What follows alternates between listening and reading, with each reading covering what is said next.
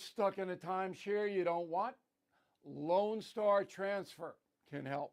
With an A+ rating at the Better Business Bureau, thousands of 5-star reviews, they are the only ones I trust. They will provide you with a guaranteed solution to exit your timeshare. Please call Lone Star Transfer, 844-284-4861, or visit LoneStarTransfer.com. On this Wednesday, it was a bit shocking to hear Kamala Harris urging Americans to oppose the military action against Iran. As vice president, she watched as the Biden administration appeased the mullahs and helped finance Hamas, Hezbollah, and the Houthis by unfreezing Iranian money to the tune of $16 billion. The Biden policy fell dismally and led to October 7, 2023, when Hamas attacked Israel, and that disrupted the entire Middle East. The subsequent war against Hamas by Israel resulted in massive death in Gaza. So you might think Kamala Harris would be a bit more circumspect when it comes to Iran. But like the Biden open border debacle, Kamala sees no evil.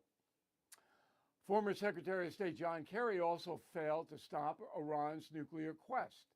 He carried out President Obama's appeasement policy. At least Kerry's not undermining the U.S. military campaign now, as Harris is. You don't have to be a warmonger to understand that the fanatical leadership in Iran was never going to cease its terror activities. Therefore, a choice had to be made. Let them continue to kill innocent people or stop them. That's the choice, Kamala. Back in a moment. More Americans are switching to all-family pharmacy because getting medication should not depend on your insurance company telling you no.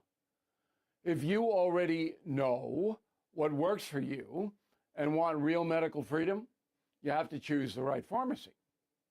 All Family Pharmacy handles everything, including the doctor's prescription, ships right to your door. So please go to allfamilypharmacy.com/bill, use code BILL10, save 10% on your next order. That is the Morning O'Reilly Update. More analysis later on. From the Michaels Flooring Outlet Weather Center. I'm meteorologist Shane Scotch with your First Alert forecast. We've issued a First Alert weather day as we head off towards from 11 a.m. to 6 p.m. Could see the possibility for some large hail, some strong winds, and even an isolated tornado risk as the day goes on. Scattered showers and storms will clear as we head off into early Thursday morning. Then into Friday night, could be seeing the potential for more chances of showers and storms through the region. Temperatures by Friday up to 80 degrees. From the First Alert 4 Weather Center, I'm meteorologist Shane Scotch. Coffee? Check. Partisan hack talking points? Nope, not here. This is Mike Ferguson in the morning on News Talk STL. Day 5 of Operation Epic Fury now underway in Iran. Where do we go from here? Well, we've got updates for you here, not only in just a couple of minutes here, but also, of course, right around 5:58. We've got the national news and then our news dump. We'll bring you up to date on what's happening in the Middle East. And on Tuesday's program, Colonel William Dunn, Burner Dunn, he's the author of Gunfighter's Rule. He's been there. He's done that. He has commanded military forces in the Middle East. He was in the Iraq War. That's a lot of what his book is about. And he gave us a really unique first-person perspective on what's happening in the Middle East, especially for the men and the women who are sent there to fight it. And here's that discussion from Burner Dunn. Okay, we've talked about the politics of it, the questions. Democrats and a few Republicans are talking about the legality of it, and we're talking about the impact of Operation Epic Fury. But what does a war in the Middle East look like from the perspective of the men and the women sent there to fight it? Because so often, you look everything from the news coverage to the history books, it all gets talked about in the ether and the grand political scale. Sphere, really. Right. It's talked about that. And not from the perspective of those who were sent there to do it, who are following the orders of their commanders and the commander-in-chief to accomplish a mission. You know who's been there and done that? That would be Colonel William William Dunn, Burner Dunn. All right. Got the Colonel back on with us. Good to have you back on, Colonel. Thanks for being back on the program here. So when you got the news and you saw what happened, like the rest of us, and the attack is launched and where it is, you're gonna have a different reaction having been in the situation in that region of the world than obviously the rest of us who just look at it from the outside looking in. What was it that spoke to you, and what was your first reaction to seeing the news of how this Operation Epic Fury was being executed? Well, first of all, I was not surprised. I had worked on different planning levels over my time in the Marine Corps. I actually deployed a unit into the Middle East in 2012 to support what I would consider a similar action that never took place. So the planning has been going on for decades. This is not new. You've seen some of the rhetoric, 47 some years of this Iranian dictatorship swearing death to America, death to Israel. So the plan is what I consider a normal military operation, where you're going to start with their air defenses, then their aircraft, and in this case, their sea warfare capability. I believe we pretty much eliminated their Navy.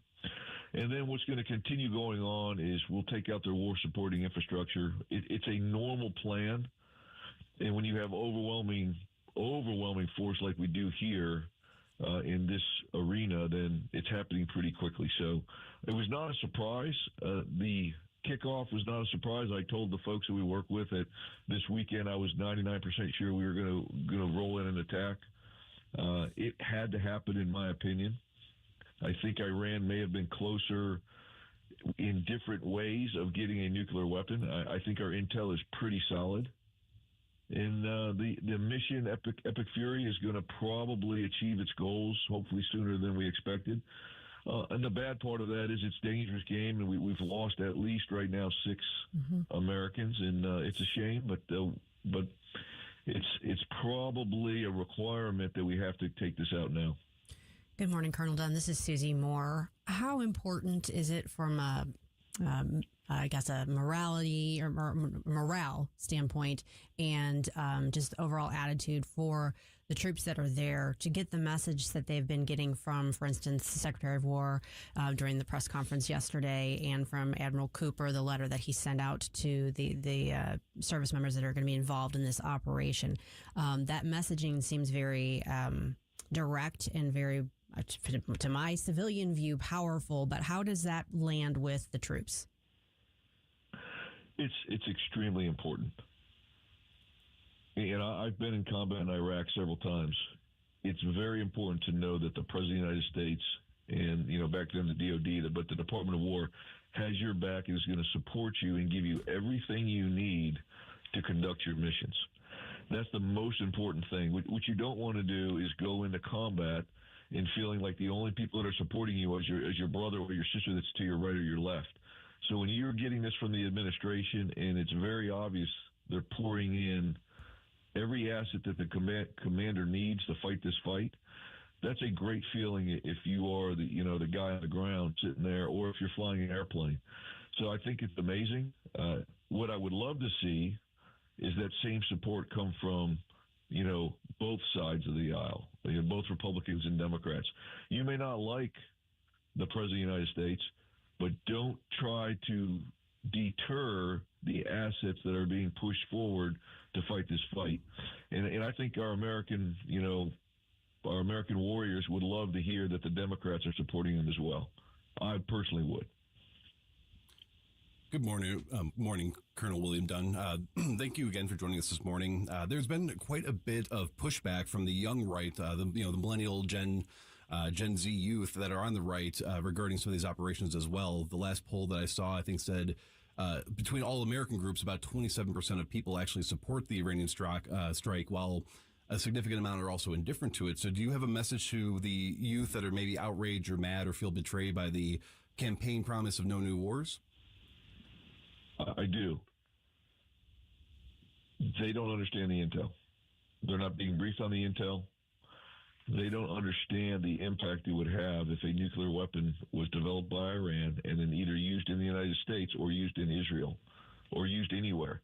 They don't understand that. And I think what happens is you get a level of our society that does not realize that the threat is actually there. When Iran chants death to America, they mean it. When they chant death to Israel, they mean it. And unfortunately, some of our citizens don't realize that these threats are real. The other thing they don't realize is the Venezuelan operation, the Iranian operation, will have lasting effects on our peer competitor, which is China, because China was getting tremendous assets in oil and other things in and out of both those countries. That reduction of that capability will have a negative impact on China, which is probably our greatest threat right now, greatest peer competitor. So they're not thinking the big picture. What they're seeing the media go, no new wars, and oh my God, we're dropping bombs.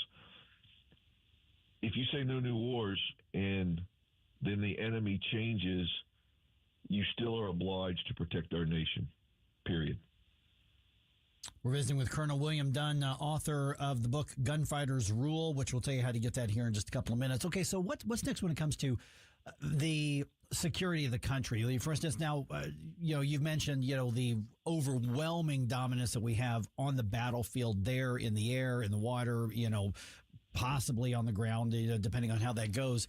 But in this day and age, the threat and the retaliation isn't just limited to geography right there. What do we need to worry about, not just for our men and women in uniform there, but also here in the mainland? Well, first of all, we need to not repeat our Iraq mistake. I was on the ground in Iraq when we were given the order to fire the interim government of Iraq and to do what was known as de-Baathification. We all knew it was a bad idea. We were ordered to do it. At the time, I was in Karbala, and I talk a lot about this in the book. I was in Karbala working with an interim government. I had to go in that morning with our battalion commander and tell the interim government they were fired. Then a 20-year insurgency started. We fired the military. We fired anyone that could run the country. I am positive this administration has learned from that. Some of the people that are now in charge of this war were young officers and young enlisted folks that now know how to prosecute this next stability op. So hopefully we won't do that. But the next phase, and I know there's phases of war, and I'm not talking about the phases of war, but the next phase is going to have to be an interim government, an interim solution that maintains security inside Iran for two purposes mainly. And there's many reasons, but the biggest purpose is to protect the civilians. We do not want to have a humanitarian disaster in Iran after we take out a regime to help the Iranian people. We don't want them to then die because of humanitarian disaster.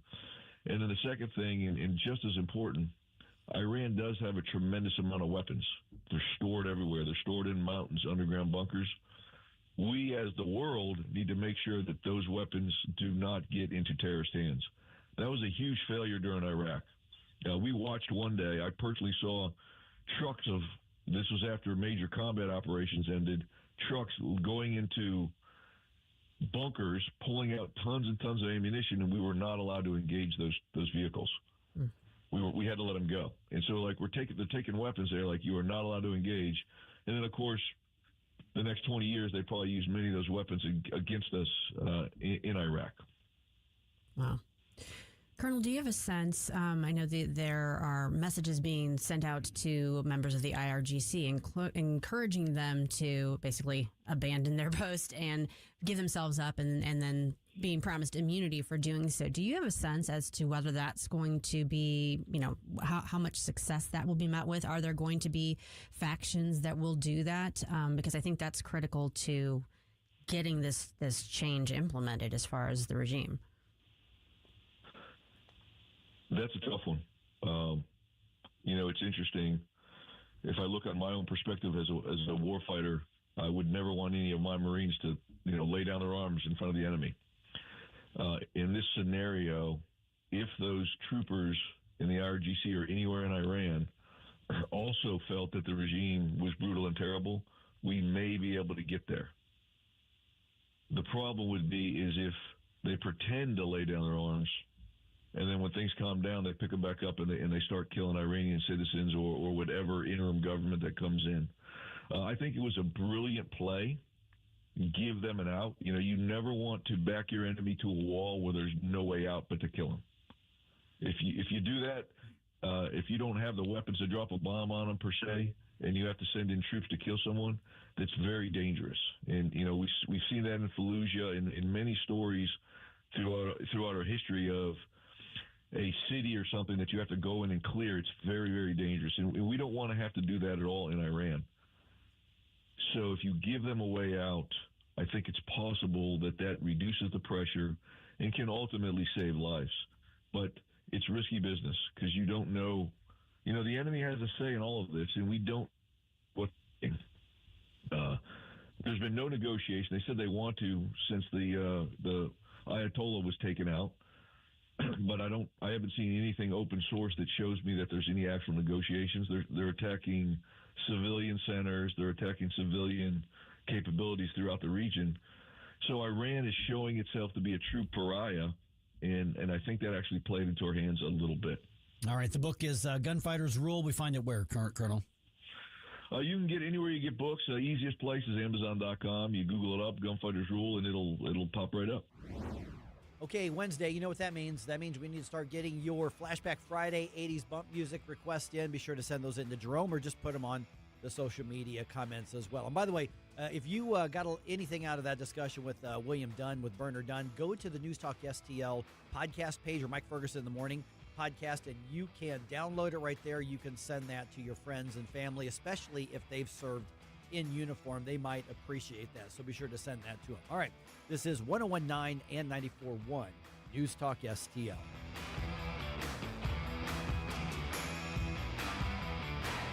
Conservative talk for St. Louis. It's your patriotic right and duty. The government needs to step up and do its job. This is News Talk STL. It's well-balanced conversation. News, analysis, opinion. Tim Jones here to introduce you to your new favorite roofing company, Corel Roofing. There were 4 major storms last year. Did your roof take a hit? Do you even know? Most homeowner insurance policies require claims to be filed within 1 year, so time's running out for a closer look. At Corel Roofing Company, you get a local roofing specialist who will advocate for you every step of the way. Give yourself peace of mind. Schedule your roof inspection today with Corel Roofing at CorelRoofingCo.com. That's CorelRoofingCo.com. Looking for your perfect country escape? Or maybe it's time to sell your horse property or farm? Meet Gina Parmentier with RealtyNet Service Realtors. As a second-generation broker with 29 years of experience, Gina specializes in horse properties, farms, and rural real estate throughout Franklin County and the surrounding St. Louis area. Whether buying or selling, Gina knows the land, and she knows how to get results. Call 314-504-5409. That's 314-504-5409. RealtyNet Service Realtors, where country living meets expert service. We've been here 30 years, 30 Christmases in this house, and we have the traditions that most families have. That's Terry talking about her experience with Rhino Shield ceramic coating. We did Rhino Shield 14 years ago, and the house still looks the same as the first day. Rhino Shield really worked with me to help me get just the right nice soft yellow, and it's 14 years later, and it's the same color. The main reason Terry called Rhino Shield is because it's backed by its 25-year transferable warranty. It just sounded wonderful that we could have the house coated with Rhino Shield and not have to worry about it again for 25 years. Take it from Terry. Give Rhino Shield a call now for a free evaluation. 877-25-RHINO. 877-25-RHINO. Or visit 877-25rhino.com. There have been neighbors that have come by and said, "Did you just have your house painted?" Because they wanted to know who the contractor was. And I said, "No, it's actually Rhino Shield." 877-25rhino.com. If you turned 65 recently like me, it's important you find a Medicare Advantage plan that gives you the coverage you're looking for. But finding one can be difficult. The best thing I did, and I suggest you do the same, is call a licensed insurance agent and let them walk you through your Medicare Advantage plan options. There are so many benefits you have access to, so make the call now and let the representatives explain everything to you. Our licensed insurance agents can offer you a variety of Medicare Advantage plans. Plus, the call is free, the information is free, and there's no obligation to enroll. We're here to make it easy for you to select a Medicare Advantage plan that may work for your needs. Finding a Medicare Advantage plan can be easy if you do what I did. Make a quick call right now to learn more. Thank you. 800-439-7851. 800-439-7851. 800-439-7851. That's 800-439-7851.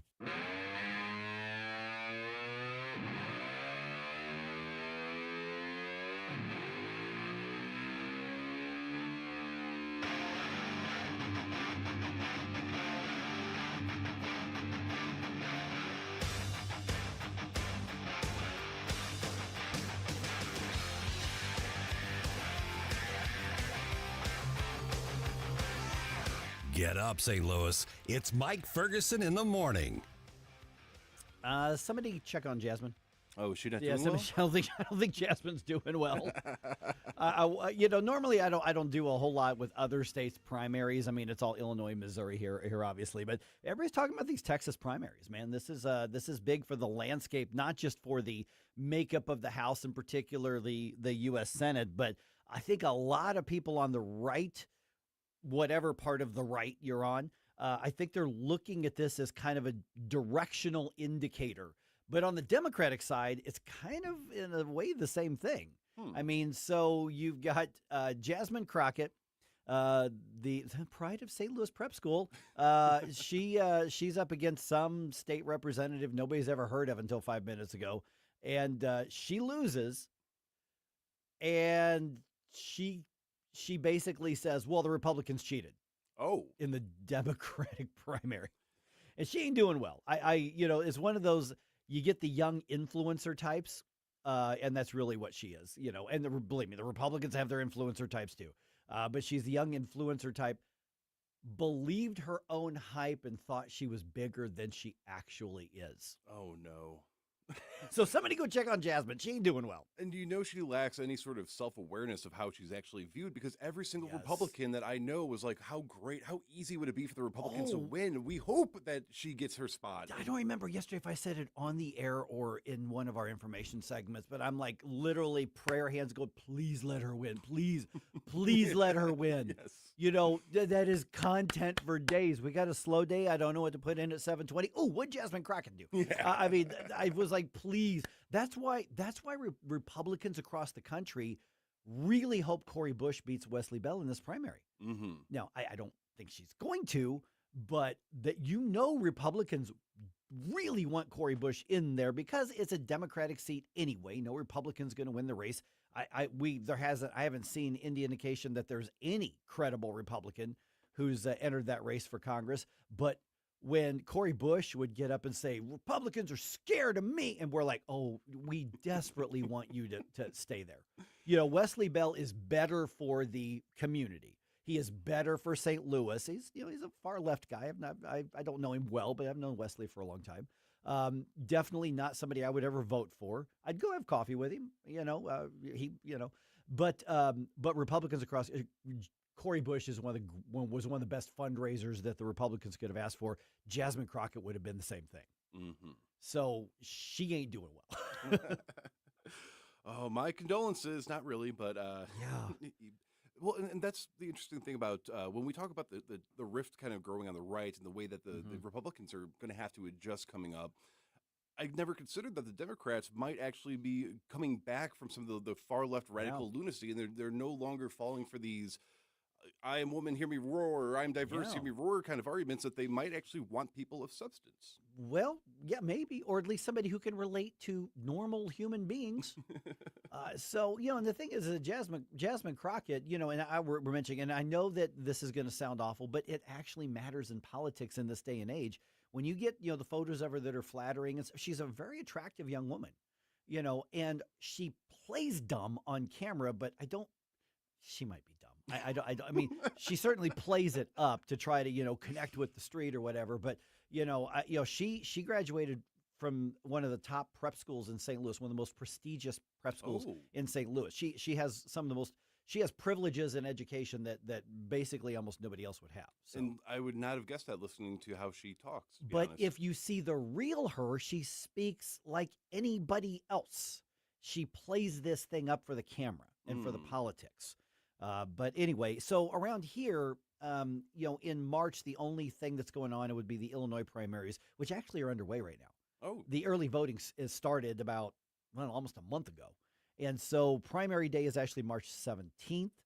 And so when the votes are all said and done, the only kind of interesting race there is a Republican nomination for governor between Ted Dabrowski and Darren Bailey. There's a couple other candidates in there, but I don't know that they're really factors. The Republicans have a very slim chance of winning that race for governor, even though Bill Clinton said J.B. Pritzker was in the Epstein circles. Yes. And I don't know that that's going to make a difference for Illinois voters. Probably not. Yeah. But we'll go over the Texas results here in just a little bit. I'm curious what people think about that, because I think a lot of Republicans are looking at that as is this part of a directional vote? I don't know. You tell me.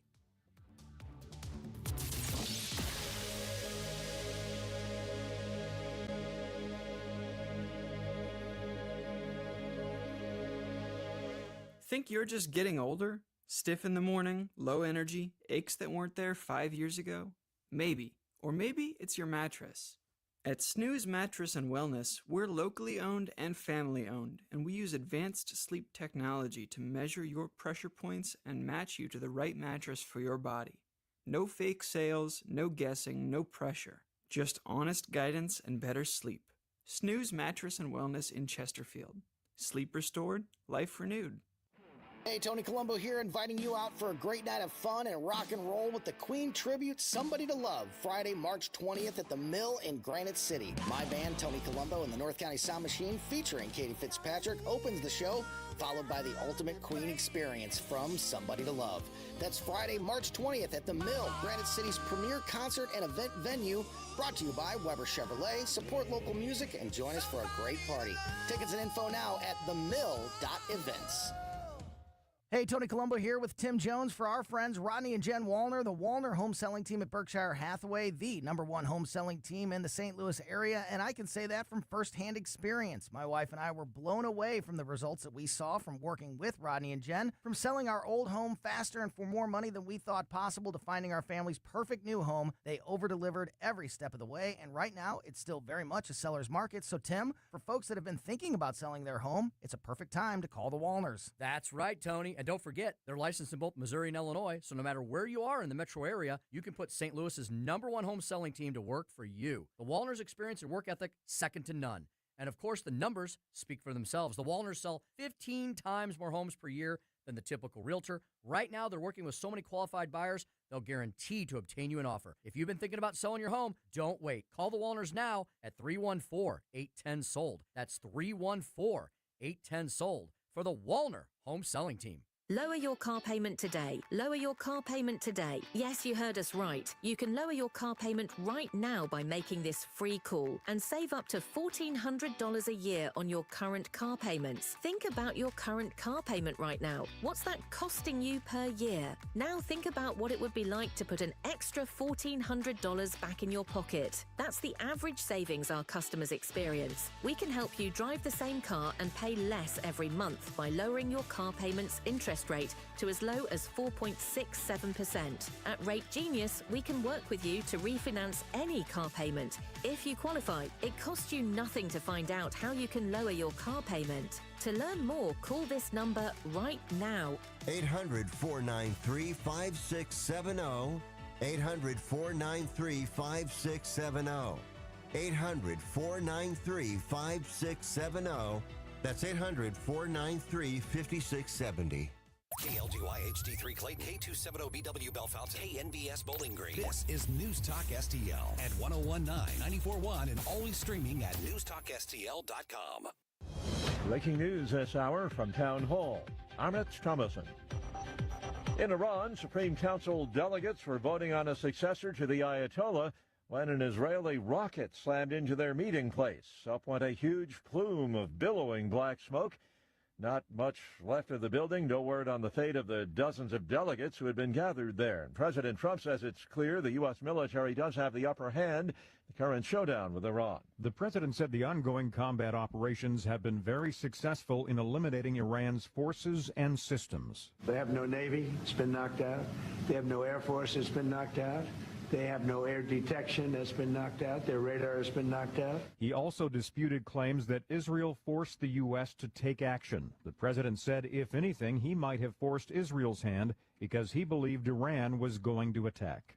Greg Clugston, Washington. The conflict is sending oil prices higher. That's already being felt at the gas pump. Andelsky filling up in Jackson, Mississippi. I think a lot of times people can think, oh, it's not going to affect me. It's halfway, it's all the way, around the world. But I mean, there's a definite trickle-down effect, a domino effect. It's going to affect everything in our lives for, we don't know how long. AAA's national average irregular, $3.20 a gallon, up 9 cents from yesterday.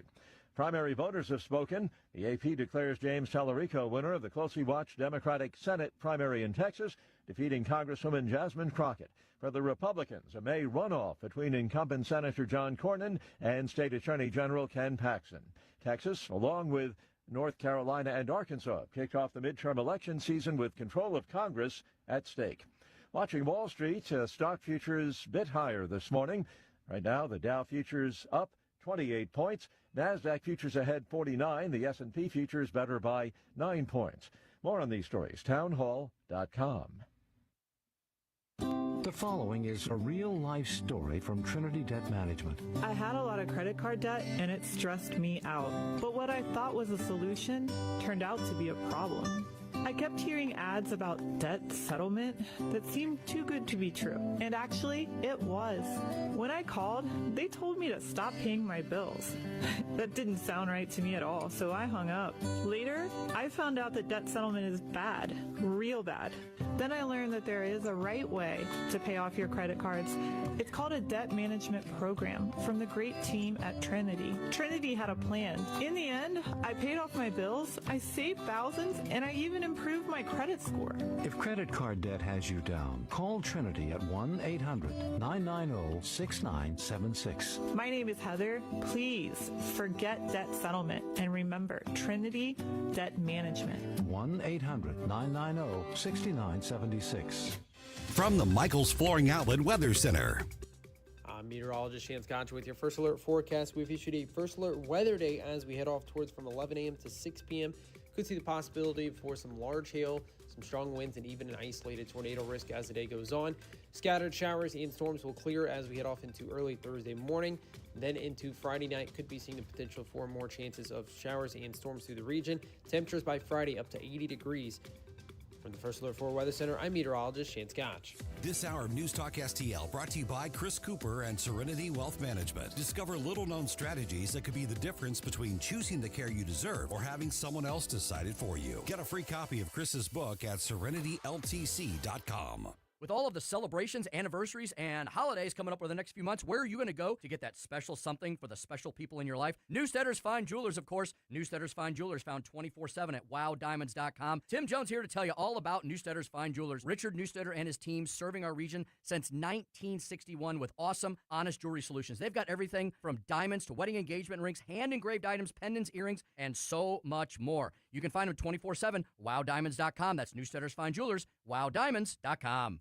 Does your market have fresh-cut steaks, 8 varieties of broths and smoked meats, a large selection of Italian influence products, baked pies, breads, and desserts? Well, Valenti's Market in St. Peter's does, serving the community since 1937. Valenti's Market offers catering services from box lunches to large corporate events and weddings. Stop by the deli counter for deli meats, sandwiches, and salads. Visit valentismarket.com to order online. Valenti's Market, another awesome, locally owned business supported by CUNA Food Service.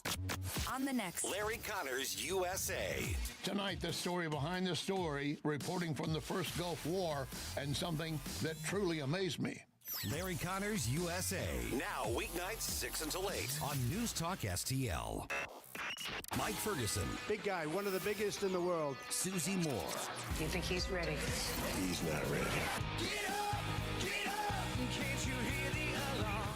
Get up, St. Louis. I have a feeling that by the end of this evening, I'm going to be playing for everything. Mike Ferguson in the morning on News Talk STL.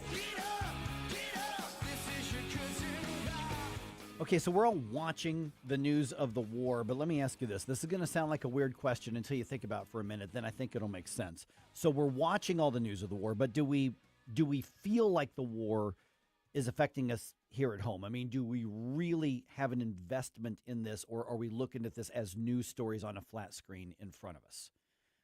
That's one of the things I think tends to get lost in the 24/7 looking at your screen, where we look at humanity, but we disconnect from humanity.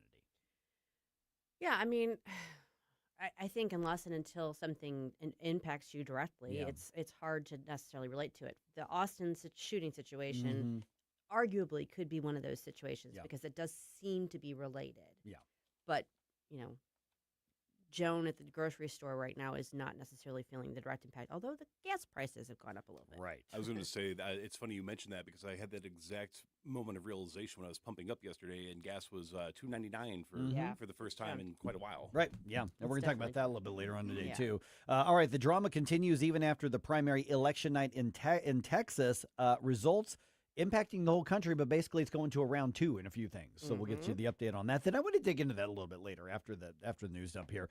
Redbirds are back on the field today. Blues are back on the ice tonight. Got those updates. It is 6:06. Let's go ahead and get started with the news dump. Successful dump. Wake up, America. It all worked out. They got all the news. The morning news dump. All right, Secretary of State Marco Rubio, Secretary of War Pete Hegseth, CIA Director John Ratcliffe, they were all briefing Congress this week about, obviously, the war in Iran. Democrats calling the strikes illegal, and they are concerned that the conflict could become another forever war. But to be fair, there are some Republicans who are worried about that as well. Senator Eric Schmitz was on Fox's The Ingram Angle saying the Trump administration, he thinks, is being upfront about the objectives. So they're taking out those ballistic missiles that would protect that program. But President Trump has been, clear that and has learned, I think, the lessons from history here that we're not interested in a forever war in the Middle East. 6 Americans so far have been killed. We've got reports of 18 others who are wounded in the war. All right, President Trump lashing out at Spain. Yeah, Spain at this point here because he says they are not supporting the U.S. military strikes the way that we should have, or that they should have, is what his complaint is on this. So here's part of what he's talking about there. This is from our friends at Town Hall. During an Oval Office meeting with Germany's chancellor, the president complained about Spain's lack of support for the war against Iran, at one point saying that U.S. military jets could just fly in and use Spain's air bases without permission. We're going to cut off all trade with Spain. We don't want anything to do with Spain. It's unclear how that could happen, given that Spain is under the umbrella of the European Union, which negotiates trade deals on behalf of all 27 member countries. Greg Clugston, Washington. And so we get a little bit of thin-skinned crazy Trump on that one. I don't think it's thin-skinned or crazy. Oh, I think it's totally thin-skinned and crazy Trump. We're in the middle of a war. Yeah, but they're a NATO ally. They aren't contributing to NATO. No, I don't think that's thin-skinned. Oh, I think it is. We're going to cut off trade. We're going to cut off our businesses from selling stuff to them because I'm mad at him for that. No, yeah, disagree. Yeah, disagree. Even the German chancellor was like, they're not paying their share. They're not doing what they're supposed to be doing. But to say we're going to cut off American businesses from there, we're going to cut off trade. No, I disagree. Yeah, that's fine, but that's the thing with Trump. You get all the stuff that he will end up doing right, and then you get the butt hurt over something on that. Say we're going to cut them all off. It's like, dude, you weren't elected to run the world, dude. Seriously.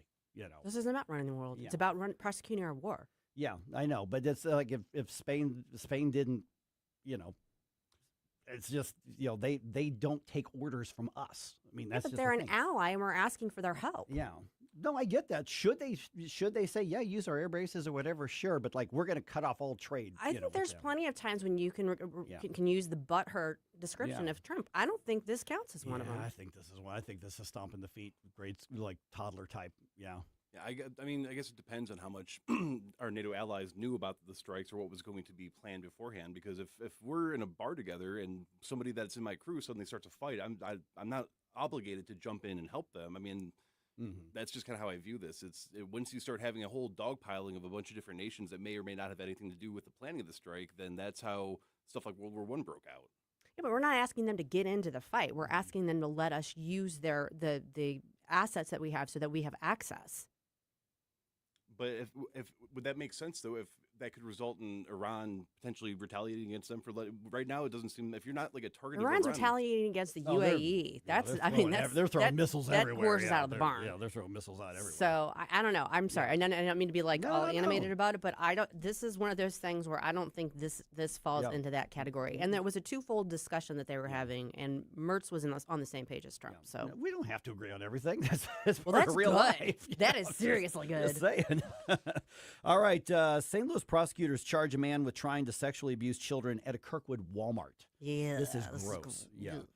They think he might have also done the same thing at a nearby Target. 33-year-old Esmond Pasick faces 2 counts and is being held on a $250,000 cash-only bond. Police say he's on camera approaching children while, I'll just say, touching himself, asking at least one child to touch him.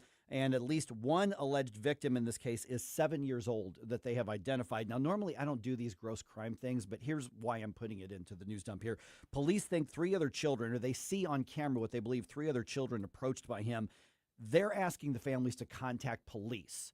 So if you heard somebody say, you're not going to believe what this creepy guy did in Walmart, you need to let them know to contact police, because the prosecutors, they are ready to put this guy in jail for a long time, but they need the victims' families to step forward. Absolutely. Yeah. And there are people out there that know about this. In other words, there definitely are people out there with information, and that could go a long way towards making sure that he is incarcerated. Right. Because, I mean, they I'm sure got their kid, got out of there, and like, oh my God, can you believe that happened, and sort of thing.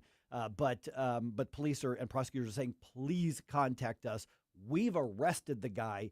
We need the rest of the evidence to put this guy away for as long as possible. I'm just surprised that he remained conscious long enough to go from one location to another, because if I'm somewhere that somebody's behaving like this, they're on the ground, no questions asked. I read the criminal complaint against him. I'm not going to go into details on it. Let's just put it that way. I don't think there's any need to, but yeah, we did see Melissa Price talking about it on the news yesterday. Right. So. All right, I'm going to go into more depth on this in just a little bit here, but here's some of the basics. Some of the Texas primary elections are moving into round 2. In the Republican race for U.S. Senate, Senator John Cornyn being pushed to a runoff against Attorney General Ken Paxton. Now, the winner of that race is going to face State Representative James Tallarico, who beat Congresswoman Jasmine Crockett. Somebody should check on Jess. She's not doing well. She's not doing well at all. Yeah. Congressman Dan Crenshaw lost his primary. Didn't just lose it. He lost it by double digits. That one wasn't even close. Yeah, so he lost. Yeah. Wesley Hunt obviously lost the bid for the Senate primaries. He's not going to be part of the runoff. Right. Do we have a concern about whether they're going to even bother coming back for the rest of the term? Oh, boy, I didn't even think about that till you just said it. That could be a problem. Yeah, my guess is that Crenshaw will finish things out. I don't know about Wesley Hunt. I don't know. Well, he hasn't been showing up a lot as it is. Yeah. So, yeah, that would be interesting to look at. Yeah. I'm just saying. Yeah, that's a good question. All right, in Texas now, a runoff happens between the top 2 candidates if one of them does not get a majority of all the votes cast. And so that's 3 months away or something like that for their primary, their runoff rather. Yeah, is it June? Is it? I think so. I think it's June. Yeah, so it's like 11 or 12 weeks from now. So there's also going to be a runoff in the Texas AG's race, which includes Chip Roy. Right. Yeah. No, I think he's going to finish out his term. Yes. But yeah, so he's in the run. Yeah, because he's still running. Yeah, he was pretty trailing the top candidate by a lot, but not enough. I mean, it was enough that he's going to be in the runoff. Yeah. Okay, the Cardinals play Nicaragua this afternoon as the baseball world gears up for the World Baseball Classic. Matthew Liberatore will be on the mound to start this one in Jupiter. First pitch is at 12:05. By the way, Team USA, I mentioned this yesterday, they were playing against the San Francisco Giants, just kind of as a warm-up. Oh, my goodness. If that game were old man baseball, we wouldn't have allowed it to continue. Ooh. 15-1. Ouch. I was waiting at the place to get my haircut. They had that game on ESPN there. Your hair looks very nice. Well, thank you very much. And Stephanie does a very good job. So, and I'm sitting there watching that, and it's like, listen, San Francisco Giants are a very good baseball team, Major League Baseball team. Ew. And Team USA was like taking batting practice off of them. Yikes. It was like wild to watch that. Blues on the road tonight. They play the Kraken in Seattle. This one's on ESPN Plus. Puck drops at 9 o'clock.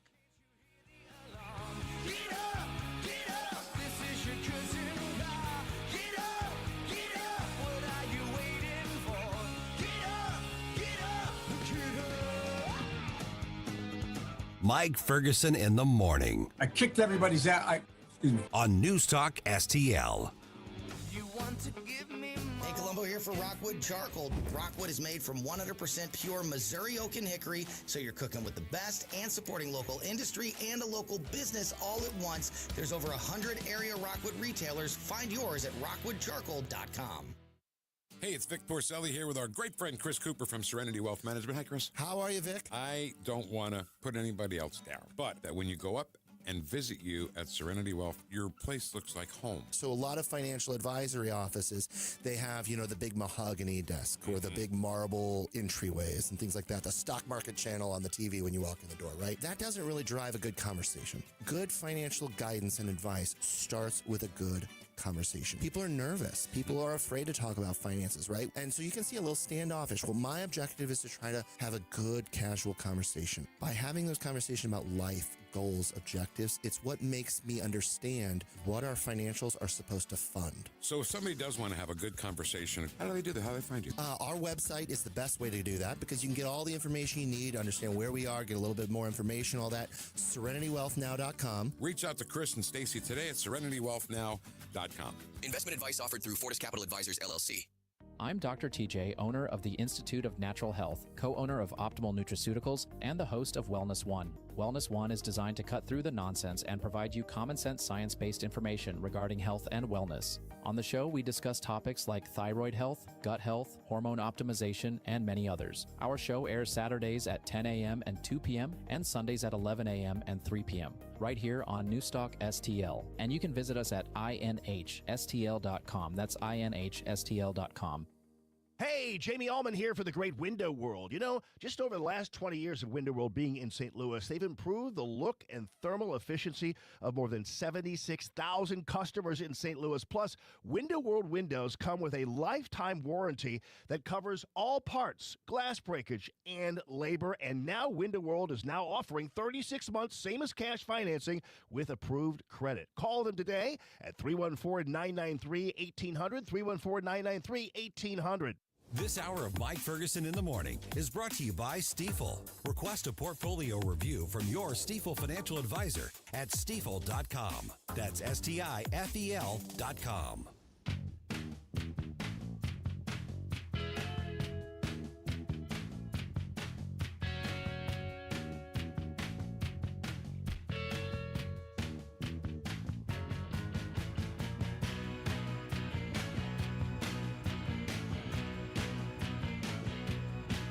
Hey, this is Carl Higbee, host of Frontline on Newsmax TV, and you're listening to Mike Ferguson in the morning on News Talk STL. All right, I don't usually get into election results in other states, but the Texas primaries, I think, are more than just election results. They are. Yeah, I think this is like a directional thing. I think a lot of people are looking at it, and we always try to caution against that in other states. Like, well, what happens in Virginia doesn't mean that's what's going to happen in the rest of the country. And I think there's a lot of truth to that. And maybe that's the case in Texas as well. It just seems like the drama, people are relating to it more because there's so many political figures out of Texas that feel like we're connected with them outside of Texas. Well, that's true. And then there's also the redistricting aspect of it. Yeah, that's true. Yeah. Because that changes the landscape on the House side. Right. Which is part of why Crockett was in the Senate race. Right. Yeah, because they were. I mean, let's call it what it is. They were gerrymandering as much as they could in response to Democratic gerrymandering. Right. So that kind of. I mean, she could have moved to a different House seat. Right. But yeah, I mean, that all factors in. So it is kind of an outsized effect. You think Jasmine Crockett was just trying to buy? Do you think she bought into her own hype? And this is what happens when you have influencer types get into the real world of politics and start listening to the hype and thinking that she's bigger than she actually is. I think that's part of it. Yeah. I do think that's very much part of it. But I also, I don't know. I mean, I don't know who's advising her because I feel like she was kind of like left out. Like, I don't think she was embraced by the power brokers in the Democrat Party. No, not at all. She wasn't really brought into the fold. She was kind of left to freelance and do her thing. And so they're like, we already have an AOC. Thank you very and much. for what it's worth, I was listening earlier when you were talking about, she's attractive. Yeah. She's not young. I mean, she's 44. Really? Yeah. I thought she was in her 30s. I know. Because you were talking about like young influencers. So she didn't start out in that realm. She started out as a practicing attorney. I have never actually looked. I am actually truly stunned to hear that she's in her mid-40s. Yeah. Yeah. And she was a practicing attorney for a number of years before she really got into politics. So she's not a baby. Yeah. I looked at her and I'm thinking there's somebody who's about, 33, 34. No. Wow. No. So, but I do think that she was, she's served a valuable purpose. She's definitely an eyeball getter. Sure. Generates a lot of buzz. But I don't think that she's been given great guidance in the political sphere. Right. And I think she's buying into some of her own hype. Oh, I think she's buying into a lot. Yeah, by the fringe there. I mean, she's not doing well with the election results. She isn't. And what is her theory about the how do the Republicans cheat it? Here's what she said. Here's why that question's coming up. Unfortunately, this is what Republicans like to do. And so they specifically targeted Dallas County, and I think we all know why.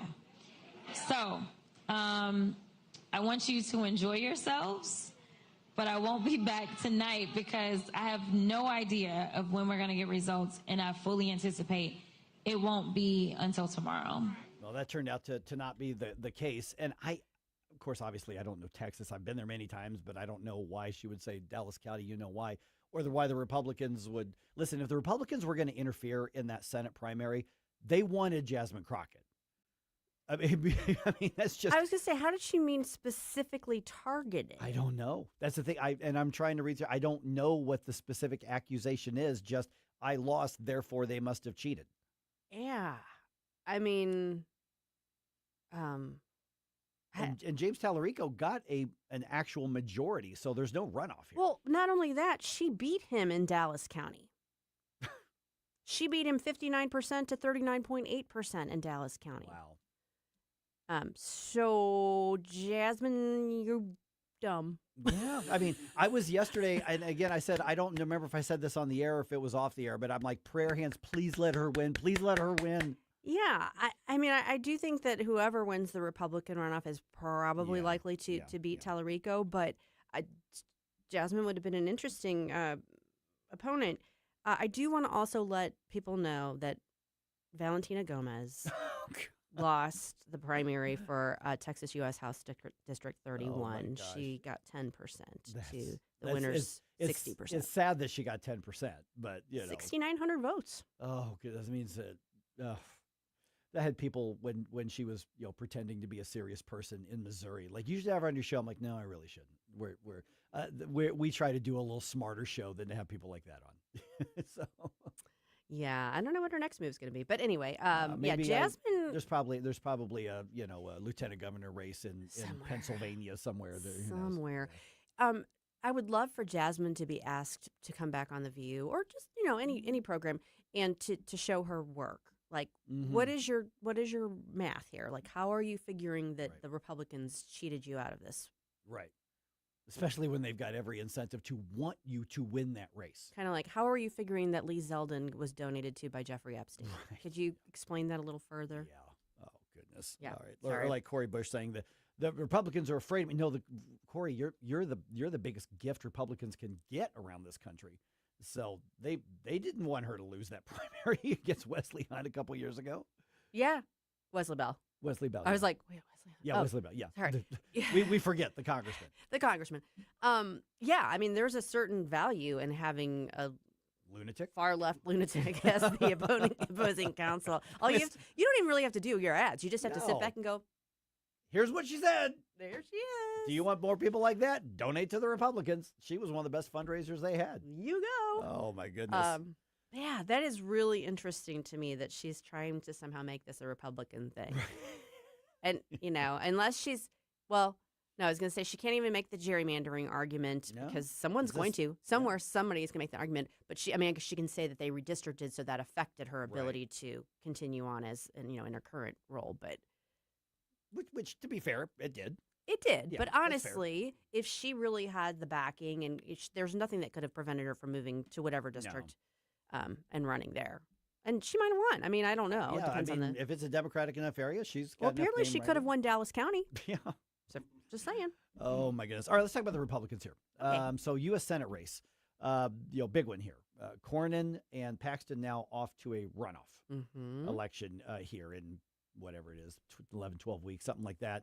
I think there's a lot of people on the right, in whatever category of the right that you're in, or whatever you consider yourself, who are looking at this as one of those sort of directional of the party and of the right type of contests. Yeah, there's no question that Cornyn is an establishment candidate. Oh, sure. And is out of favor with the MAGA wing of the Republican Party. Now, Donald Trump has stayed out of this. Yeah. And I think that was wise. I think this is one that really doesn't benefit him to get in the middle of. I met regularly with comments from people that are just, they can't stand John Cornyn. They want him gone. They want Ken Paxton in there. I have reservations about Ken Paxton. He's got a few skeletons in the closet. We're out of the closet. Yeah, well, that's true, yeah. I want to, he's done some things that I really agree with. Oh, sure. But I don't trust, I don't know. I don't know. I'm glad I'm not the one having to choose. Right. Let me put it that way. Yeah, that was, because we were in that situation a few years ago with the primary here for U.S. Senate. It's like 2 of the 3 top contenders are really good people and would do a really good job, and then there was Eric Greitens. But and so it was one of those, it's like, boy, I really like Vicky. I really like Eric Schmidt. And, and so I get being in that, but we had the luxury of having, a couple of really good people to vote for. Now you've got a couple mixed bags to vote for. Yeah. And like I said, I'm glad I'm not the one having to choose. That's all I can say about that. Dan Crenshaw got whooped. He sure did. Whooped in his race again, a primary race. So the sacred ground of incumbency, not really a sacred ground anymore. Well, he has burned some major bridges, so that's not terribly shocking. But it is, he's been there. What is this? Has he been there for third term? I think. Remember, he was such a rising star when he first got in. And then he kind of went. His commercials sideways. were pretty badass. Jumping out of airplanes and military, action movie stuff. And he started off. Everybody on had a lot of promise. A lot of promise. Everybody on the actual conservative side, not even like necessarily MAGA, but on the conservative side, really big on this guy, and he just sort of flamed out and fizzled out. Well, unfortunately, we see that happen a lot. Oh, Tony Gonzalez is going to a runoff. He's going to a runoff too. That has been an ugly, ugly situation down there. Yeah, and Brandon Herrera has a slight lead in that one. Yeah, interesting. Yeah, how many candidates were in that race? It wasn't just 4. There were 4. Okay, so there was 2. Keith Barton and Francisco Canseco were the last 2, or Canseco. Yeah. But yeah, it's very tight between Brandon Herrera and Tony Gonzalez. I'm actually surprised by how tight it was. I understand last cycle because he was still, Brandon Herrera was still new to the scene. Yeah. And, it wasn't really, he didn't have any recognition behind him. But this time around, I thought Brandon would have taken that in a landslide. He's like a big 2A guy, right? Oh, he is absolutely a big 2A guy. Yeah. Yeah, I mean, that'll be interesting to see how that plays out. Tony's got issues. Tony's got a lot of issues. Yeah, the ugly personal stuff. So that's where you're seeing the protection of incumbency really, play a role. But yeah, and then Mark Teixeira winning his outright. And that's a pretty red district, as I understand that. Isn't he a baseball player? He was a very good baseball player. Very good. I saw someone say the congressional Republicans are going to win baseball for the next decade. I was about to say Eric Schmitz very excited about this because he gets a former All-Star to play for the Republicans in the congressional baseball game. So I saw the exact same one that you saw. And then it was funny because somebody said, "Well, Republicans are going to win the softball game," and Eric Schmidt retweets, asterisk baseball, and yes, next 10 years. Baseball. Yeah, because Teixeira, I mean, it wasn't just that he made it to the show. This was a really good baseball player for a long time at the highest level. Yeah, and Troy Nels is leaving Congress, but his identical twin is coming in because he just won the primary by a substantial amount in his race. Okay. Now, I would like to remind everybody, while we're talking about the primaries, though, that today is also special for another reason. Would you happen to know what day that is, Mike? That would be Bump Day! Today is Bump Day, and I'm calling for your 80s bump music requests for Flashback Friday.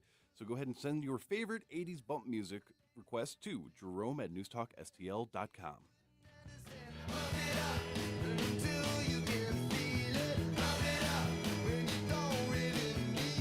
Mike Ferguson in the morning. We hear about wokeness, but let me just say, we woke up. On NewsTalk From the Michaels Flooring Outlet Weather Center. I'm meteorologist Chance Gotcha with your First Alert forecast. We've issued a First Alert weather day as we head off towards from 11 a.m. to 6 p.m. Could see the possibility for some large hail, some strong winds, and even an isolated tornado risk as the day goes on. Scattered showers and storms will clear as we head off into early Thursday morning. Then into Friday night, could be seeing the potential for more chances of showers and storms through the region. Temperatures by Friday up to 80 degrees. From the First Alert 4 Weather Center, I'm meteorologist Chance Gotch. Is your retirement income at risk if you or your spouse needs nursing home or in-home care? Hi, I'm Eric Robert, Director of Investments with the ClearPath Wealth Management Group at Stifel and host of On the Money, Saturday mornings at 9 on News Talk STL 1019. The cost of long-term care is one of the biggest risks in retirement planning. For many retirees, a single nursing home stay can cause a significant reduction in assets that can permanently reduce your retirement income. Fortunately, there are affordable and flexible options available today that can help you manage the cost of long-term care. Our team can help you address the risks relevant to your retirement, including long-term care. To schedule your free retirement plan consultation, go to clearpathinvesting.com. That's clearpathinvesting.com, or call us at 636-695-2650. That's clearpathinvesting.com or 636-695-2650. Stifel Nicholas and Company Incorporated, member SIPC and NYSE. Hanson's Tree Service at hansonstree.com is your one-stop shop for expert insured tree care and more in the greater St. Louis region and at the Lake of the Ozarks. Visit hansonstree.com for 24/7 emergency tree care, grinding and land clearing, awesome organic mulch, green resource recycling, and more. Tim Jones here to tell you that whether you're dealing with old man winter at your home or business in the St. Louis region or preparing your lake home for spring, call Hanson's to help you out. No job too big or too small. Mention News Talk STL. Receive 10% off all tree care services. hansonstree.com, hansonstree.com. Free speech is alive and well in America right here. It's about time somebody stood up for true American values. What this country needs is some backbone. Finally, a president who wants to make real change. 1019 and 94.1 News Talk STL.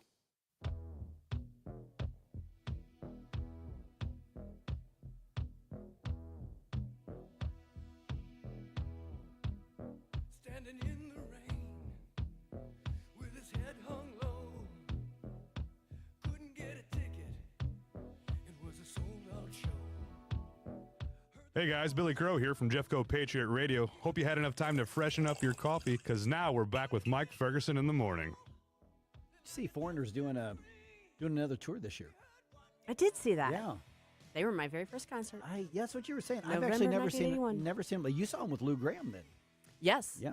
Yeah. It was Foreigner 4. That was the album that was out. Huge album. That was a great album. Mm-hmm. Yeah. And where was that? At the Checker Dome. Nice. Very nice. So, yeah, I don't know if they're coming to St. Louis or not. I didn't look that deeply, but that would be a fantastic show. Because there were rumors that Lou Graham was going to come back for, like, just this tour, and because the other singer was like, yeah, maybe I'm going to retire, because he's been with Foreigner longer than Lou Graham was. Yeah. I can't believe they're still coming around. I know. I think it's literally it's like a 45th or 50th anniversary tour. It's got to be. Yeah. Well, I mean, it's got to be 45 because I saw them in 81. Okay. But I mean, I guess they've been around longer than that. So it might be close to. Yeah, I don't know. Anyway, all right, MAGA discrimination. Uh-oh. Is that something that's going on here? Maybe. Zoinks. I saw this story. I actually saw it on USA Today, and then I went digging into it a little bit here. So there's a business in Michigan that's kind of under fire because what happened here is that a guy and his wife goes into a Smoothie King, to, get their smoothies. Mm-hmm. And apparently he was wearing either a Trump shirt or a MAGA sweatshirt or something like that. And they're like, we don't want to serve you. We're not comfortable in this situation. Here's the story from local TV station. This is Fox 2 and reporter Dave Kinchin explaining what happened in Detroit. Jake is wearing a hoodie with President Trump's name on it. The workers said they did not feel comfortable in this encounter, and the couple says they were clearly discriminated against, so much so a GoFundMe page was set up, created to help them fight their legal case that they believe they had. Smoothie King's corporate office posted a statement on its social media that says, in part, quote, the franchise owner has taken immediate action, and the two employees involved are no longer with the business. Both the franchise owner and Smoothie King corporate have reached out to the guests several times to apologize and will continue to follow up. Okay, first of all, knock it off with the GoFundMe. I mean, it's what legal. Yeah, I have a problem with that. Stop, What lawsuit are you going to bring? There's not going to be a cause of action there. And if you really have a decent claim, there's going to be a plaintiff's attorney who will take it on a contingency fee basis. Yeah, so that's a little snowflakery on that. Just Well, or just what's the harm? You didn't get your smoothie. I mean, well, yeah. I mean, it's. Yeah, I agree with you. And the kids got fired. I mean, the business reacted. So basically, collectively, are we just getting dumber as a society, or are we just letting our tribalism saturate us so much to the point that these kids, I'm going to say kids, I'm going to assume every Smoothie King I've been to or one of those places, they're all young people, or the Froyo or whatever. Or is it just we've let that tribalism saturate so much that so many people just assume they have a right to do that? Well, I will say this. Let's assume that the people, the employees were young people. I think that's a fair assumption. Their parents odds are good. Odds are good. Their parents have not done them any favors. Right. If they've not taught them that you can be in the same room with somebody who has a different opinion from you, who voted for somebody different from you, who's sporting the name of the current president of the United States and not have a conniption over it. Right. So first of all, there needs to be some schooling. Right. Well, they got a little bit schooled because they got fired. Yeah, but I mean, that means that they go down to Froyo and get a job there. You do the exact same thing. I guess. But yeah, and also I think maybe as an employer, you need to maybe have those conversations with your employees. Like, look, there might be times where there's a reason to ask somebody to leave or to tell them that you can't serve them. That these are the situations. But it's not because you don't like what their hat says. Well, I mean, it's just interesting as well that a lot of these places, they accept tips, and you really would rather not, if you really despise somebody on political grounds, wouldn't you want their money in your pocket instead of them having their money? But this is somebody these are probably people who spend a lot of their time online. And the capital online isn't dollar bills. It is your virtue signaling and how many likes you get over it and how many people think how many cool points you get over it. I wonder if they're going to try to start a GoFundMe. Like, I was oppressed. That's what they did. They started a GoFundMe, like, help us with our legal. Really? No. What I'm saying is the employees might start a GoFundMe. Oh, sorry, I was still with the the oppressed, Trump supporters who didn't get a smoothie. Yeah. And I get that's not what they're arguing, but the fact that they went and rushed and set up a GoFundMe to do stop. Not a fan. Don't do that. Don't do that. Smoothie King's taking a bigger hit than you're going to with your frivolous lawsuit. I lost my job standing up to fascism. Please donate. Right. So that would not surprise me at all. No, I wouldn't contribute to that either. Yeah, there will be plenty of dumbasses out there that'll participate in the capitalist system and give those kids some money. Yep. Yeah. Yeah. I agree. I don't blame the customers for being offended. Oh, sure, and definitely. For making a stink about it. Right. Absolutely agree with that. You don't need to file a lawsuit, right? You don't. It's not the end of your world. Yeah. And you're going to be just fine. So let's. And it looks like the company responded in the right way. Right. That's the thing is Smoothie King says, yeah, we fired him. Both of them. The corporate said, this is a franchise. Franchise says, we got rid of them. Right. What more do you want? Maybe a free coupon. Well, or something. that's true. Like a month's worth of free smoothies or something. With the extra protein scoop? Sure. I mean, come on. That's good customer service. That I could see. Yeah, there doesn't need to be a lawsuit over this. You don't have to attack every business, especially when they react the right. Now, if they ran cover for the kids or something, then becomes a local hubbub for a little bit. Yes. But it's like, guys, as much as that was stupid, let's leave.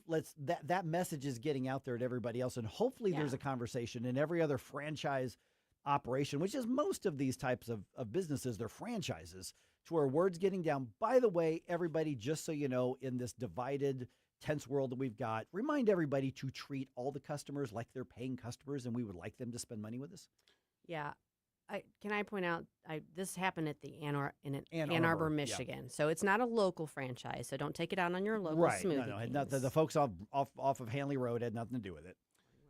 Now, Don on YouTube, good morning, Don, says, I wouldn't say tribalism. I would say one side has been harassed and targeted for so long that they are tired of it and looking to fight back. Suing is frivolous, but the other option is throwing hands. Or not doing business with them. No. I mean, I just disagree. Thank you for the comment, but throwing hands is because you don't get a smoothie is not an option. The other option is what's being done. Yeah. You make your complaint, you let it be known, you go to the news with it, and the company is taking action in response to that. That's the appropriate action here. That's redress. Right. Yeah, exactly. And that's honestly a free market response. Yeah. To this. Now the Smoothie King going to run out and start sponsoring MAGA rallies? No.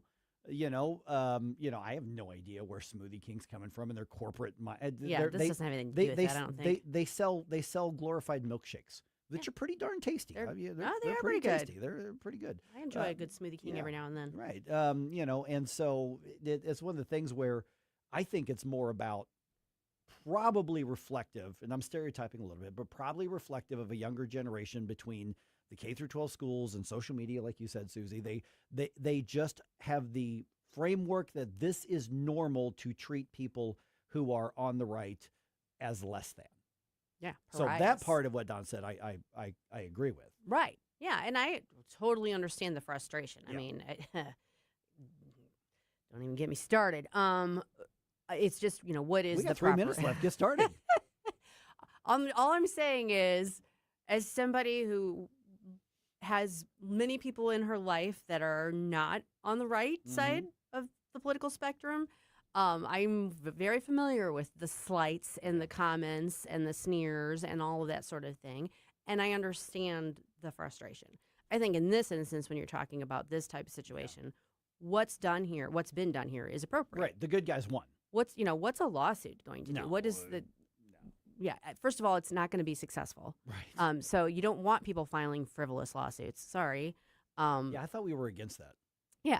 So, I mean, I think this is the good resolution. Yeah. The right one. The right one.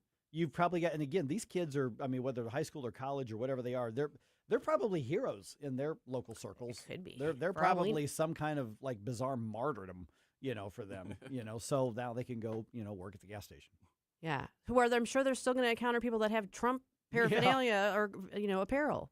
No, I'm not too well versed on discrimination law. I know it's illegal. You cannot reject service to somebody based on, their race, for example, or, their sex. Right. And I would assume that would extend to religion as well. If somebody's clearly of a certain religion, you can't reject them from your, if they're not doing anything wrong. But would it then make sense to have political affiliation be part of the protected peoples? No. You're talking about, first of all, you're talking about immutable characteristics when you're talking about race and gender. And those are basic fundamental parts of the civil rights scheme that we have here. Not we understand what you mean. Statutory scheme. And then religion kind of folds into that because you've got the First Amendment, that sort of thing. So there's protected classes that if somebody is going to discriminate against somebody, that's going to be subjected to what they call strict scrutiny. Like you're going to look at that really close. But just someone's political preferences, how they vote, where they work, whatever, those sorts of things, no. Yeah, I mean, no more than like somebody walks into some business here and they're wearing Chicago Cubs stuff. Like, we don't serve your kind. Get out. Right. Now, should that be legal in St. Louis? Yes. No, it is. Yeah, it is legal to do that. Well, yeah. It's just bad marketing. It's bad marketing. Yeah, because think about we reserve the right to refuse service to anybody. Yeah, you can decide not to serve a Cubs fan or a Blackhawks fan. You can decide not to serve a Trump voter or a Kamala voter. Right. But then that's at your own peril because then it's going to get out on the news and you're going to look like a dummy and you're shooting yourself in the foot. These kids do. Exactly. I say kids, they're probably young adults. That would be my guess. But either that or they're aging hippies. It's possible. Aging hippies don't have jobs. Oh, that's a fair point. Well, whether you have a job or not, we have a fun event coming up that we want you to be a part of. The St. Charles County Lincoln Trump Dinner Join the St. Charles County Republican Central Committee for a great night of speeches, food, and fun, all to support the Republican Party in St. Charles County. It's Friday, March 20th at Old Hickory Golf Club in St. Peters. The VIP reception starts at 5:30. Dinner and program start at 6:30. Plus, you can enter the Second Amendment raffle that is being sponsored by our friends at Corral Roofing when you log on to register for the event. Just go to stcharlesgop.com for more info and to get registered, and we will see you there. Didn't know how to play it, but it knew for sure that one guitar felt good in his hand. Mike Ferguson in the morning. They should not be part of polite society. On News Talk STL. This app is absolutely fantastic. Yes, I listen on my phone. If you have a phone, you have a radio. It is awesome. Download the all-new News Talk STL app and listen anytime, anywhere.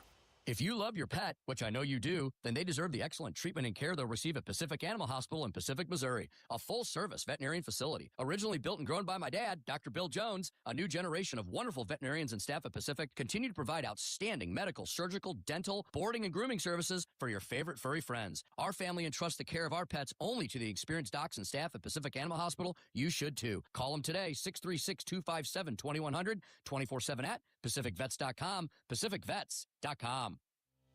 Hi, this is Mark Harder with RE/MAX Results, the region's largest RE/MAX real estate brokerage. It is cold outside, but the real estate market is hot. This is a great time to buy or sell a home. Interest rates are also declining, which gives you more buying power. Someday is not a day on the calendar, but today is. Call me at 314-852-8933 for a free custom home buying plan. 314-852-8933.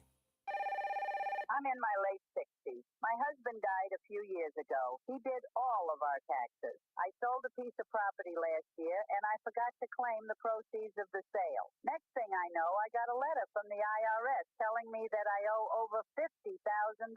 Now I have a huge tax problem. I don't have that kind of money. I wish I knew who to call.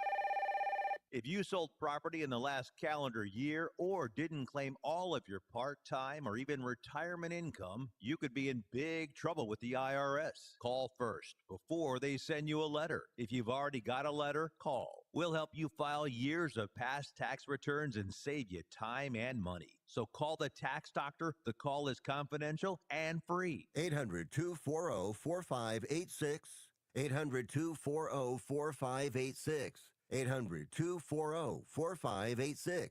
That's 800-240-4586. This hour of Mike Ferguson in the morning is brought to you by Stifel. Request a portfolio review from your Stifel financial advisor at stifel.com. That's STIFEL.com.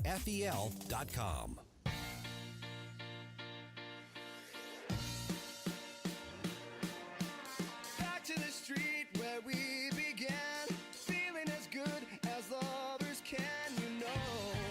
Yeah, we're feeling so good. Picking up. Hey, Chris Arps from the Tim Jones and Chris Arps Show. Make sure that you're listening to our show this afternoon from 4 to 6. Now back to the Mike Ferguson in the Morning Show. All right, we are here in about 40 minutes or so. Our friend Mark Schmitz from the Freedom 13 going to be with us. Mm-hmm. I got to thinking because we're watching all the news of the war, but I think a lot of people are looking at it as though it's a character drama on television. We don't actually feel it the way that we used to feel things. Mm-hmm. We look at it in a political, tribal way. And so I asked Mark, I said, would you be willing to talk about when you get that call? We now have 6 U.S. service members who have been killed. And that's a number in the news. And that's a casualty. But Mark got that call that it was his son. And Mark said he's absolutely willing to recount that for us and discuss what these families are now going through and what more families are going to go through as well. Yeah. So we're going to do that around 7:35. All right, drama continues even after the primary election night in Texas. Results impact the entire country, and the results aren't fully known yet. We're not going to know for several weeks. True.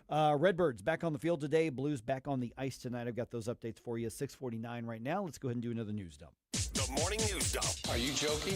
Is this a joke? Listen, folks. The morning news dump. Okay, briefings before Congress throughout the week here regarding the war in Iran. Democrats and to be fair, a couple of Republicans still say the strikes are illegal. They're concerned that the conflict could become another forever war. Senator Eric Schmitz was on Fox's The Ingram Angle. He says the Trump administration's been on the up and up, and he's on board with the objectives. So they're taking out those, ballistic missiles that would protect that program. But President Trump has been, clear that and has learned, I think, the lessons from history here that we're not interested in a forever war in the Middle East. Okay, and so far 6 Americans have been killed. We know of 18 who were wounded. That was at least the last count that I saw. I don't know. Yeah, I haven't seen any updates on that. So nothing this morning on that. All right, President Trump lashing out at Spain for not supporting U.S. military attacks in Iran. During an Oval Office meeting with Germany's chancellor, the president complained about Spain's lack of support for the war against Iran, at one point saying that U.S. military jets could just fly in and use Spain's air bases without permission. We're going to cut off all trade with Spain. We don't want anything to do with Spain. It's unclear how that could happen, given that Spain is under the umbrella of the European Union, which negotiates trade deals on behalf of all 27 member countries. Greg Clugston, Washington. Yeah, we're not cutting off all trade with Spain.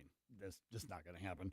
All right, Senate Minority Leader Chuck Schumer says, you know what, it's easy for Republicans to get funding for the Department of Homeland Security.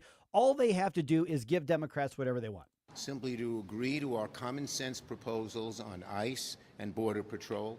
These are proposals. What we've asked for is what every police force does. Okay, so DHS been shut down for a little over 2 weeks, about 2.5 weeks at this point. And Kristi Noem had those hearings yesterday. She's got more today. Yeah, so I've got a couple highlights from yesterday's. Highlights? Chris Coons, you saw the oh crap moment on his face when he questioned her about, one part of all of this. And it was, I will say that it wasn't a complete circus, but it was for show by everybody, I think, especially for the Democrats. So this was in front of the Senate Judiciary Committee, which is a little more staid. Today it's in front of the House Judiciary Committee. You think you're going to see a circus? No, it'll be a circus. Yeah. Oh my goodness. All right, so I've got some clips from that. Let's put it that way here in just a little bit. All right, St. Louis prosecutors charging a man with trying to sexually abuse children at a Kirkwood Walmart. Now, they say that he might have also done the same thing at a nearby Target as well. And again, I don't normally do the gross, like crime news stuff here. There's plenty of places you can go over that, but there's a reason that I'm telling you all this. 33-year-old Esmond Pasick faces 2 counts being held on a $250,000 cash-only bond. Police say that he's on camera approaching children in the Walmart while touching himself, and he asked at least one child to touch him. At least one alleged victim is 7 years old that they've already spoken with the family. Now, here's why I'm putting this on the radio. Police think 3 other children were approached, and they are asking their families to contact police. So that's why they want this out there to say, we've got it on camera. It looks like 3 other children were approached. They obviously can't hear what happened off the camera. But if your family was one of those families, police and the prosecuting attorney's office are asking you to call them so that they can put this guy away for as long as possible. Absolutely. And, it sounds like this is somebody who's got some serious issues. But, yeah, obviously there are more people out there with information on this. And anything that can be used to help put him in jail where he belongs is helpful. My life was not enriched by reading the criminal complaint against him. No, not at all. Okay, House Oversight Committee Chairman James Comer was on Fox's Jesse Waters Primetime, giving a recap of some of the things that happened in those depositions of Bill and Hillary Clinton regarding their ties to Jeffrey Epstein. Here's part of what he said. She said under oath multiple times she never met Jeffrey Epstein. Even when we showed the picture of her with Jeffrey Epstein, she said she didn't remember meeting with Jeffrey Epstein. President Clinton admitted that Jeffrey Epstein was at the White House 17 times. President Clinton admitted that he flew on Jeffrey Epstein's plane at least 27 times. Okay, so congratulations, you got him, but what are you going to do with it? And so far, all I'm seeing is we're going to win the soundbite war on social media, and we're going to go on Hannity all the time. What are Republicans going to do with this? That's a fair question. The investigation, the looking into it is still ongoing, but does it go anywhere? Does it do anything? That's a fair question. Yeah, I think let me just say right now, neither of the Clintons are going to be held accountable for whatever they did or didn't do with the Epsteins. It just ain't going to happen. One thing to be clear of is Congress isn't, I mean, this isn't, we're not talking about criminal repercussions. Whether or not there's a crime that can be prosecuted is not for Congress to evaluate necessarily. I mean, they can make a referral they can make a to the referral, DOJ, yeah. but I don't know if there is something that would warrant that here. Yeah. But, yeah, I mean, neither of them are in office anymore. I mean, I guess you could ultimately come to the conclusion and have it be part of the official congressional record of all their dastardly deeds. Yeah. But from a punishment standpoint, this isn't going to be the angle for that. No, it's or not. The avenue for that. Yeah. So I mean, okay, great. You got them. I'm convinced that they're lying, and the Republicans have the goods on it, but nothing's going to be done with it. Yeah, I mean, it's not the end of the inquiry. There's still more people to talk to. They're going to talk to Howard Lutnick. Yeah, as they should. As they should. Yeah. So it's still an ongoing thing. But I think it's fair to say. Because if he's got involvement with Epstein, and then there at least could be the repercussions that he could be forced out of office. So I guess the question is this too, though. I mean, anybody who was looking at this, I guess, kind of objectively going into it, recognizes that there's going to be minimal repercussions that could come from congressional investigation. Right. But do we not go forward with it? I mean, I think if they were serious, I mean, if there's like, we're going to refer this to the Department of Justice or that sort of thing. But the reality is that this is for political gain. I don't think this is about justice. I don't think this is about making victims whole. But should they not hold the investigation? No, I think they should. I just think they should do something with it more. And it's not I don't have a problem with them doing the investigation. I want them to do the investigation. I want them to do the hearings. I've just lost confidence that they're actually going to do anything with it. I'm just trying to think through what they can actually do. Yep, Don mentions that he's wondering if the statute of limitations for some of the stuff may have expired already. My thing is I've really just given up any hope of anybody being actually arrested or even fined, but it would still be nice to have these people that were connected with Jeffrey Epstein removed from positions of power, because it's still that national security issue going on besides the trafficking of the girls. Yeah, I mean, and we actually have seen that across the pond. Yeah, over there. Yeah. So I understand that. I agree with the frustration. I'm just trying to think through logically, legally, what the possible actual repercussions might be. I think what's being looked at as what's a win is not about, at this point, justice. I think it's about embarrassing the other side. I think that's what's happening. But I think that always was. That's my point. That's I don't disagree with that at all. That's part of the problem. All right, Cardinals play again today. They play Nicaragua this afternoon as the baseball world is gearing up for the World Baseball Classic. Matthew Liberatore is going to be on the mound for the Redbirds to start this one. This is going to be in Jupiter. First pitch is at 12:05. Team USA played the San Francisco Giants on Tuesday. Whew, 15-1. Awkward. Listen, in old man baseball, there's a mercy rule after 7 innings in our games, and this game would not have been allowed to continue in old man baseball. Ouch. But they went through. They went and finished it 15-1. Blues back on the ice tonight. They've got the Kraken in Seattle. This one is going to be on ESPN Plus. Puck drops at 9 o'clock. Blues are still in last place in the Central Division, 22, 29, and 9 so far this season, but they've won 2 of their last 3.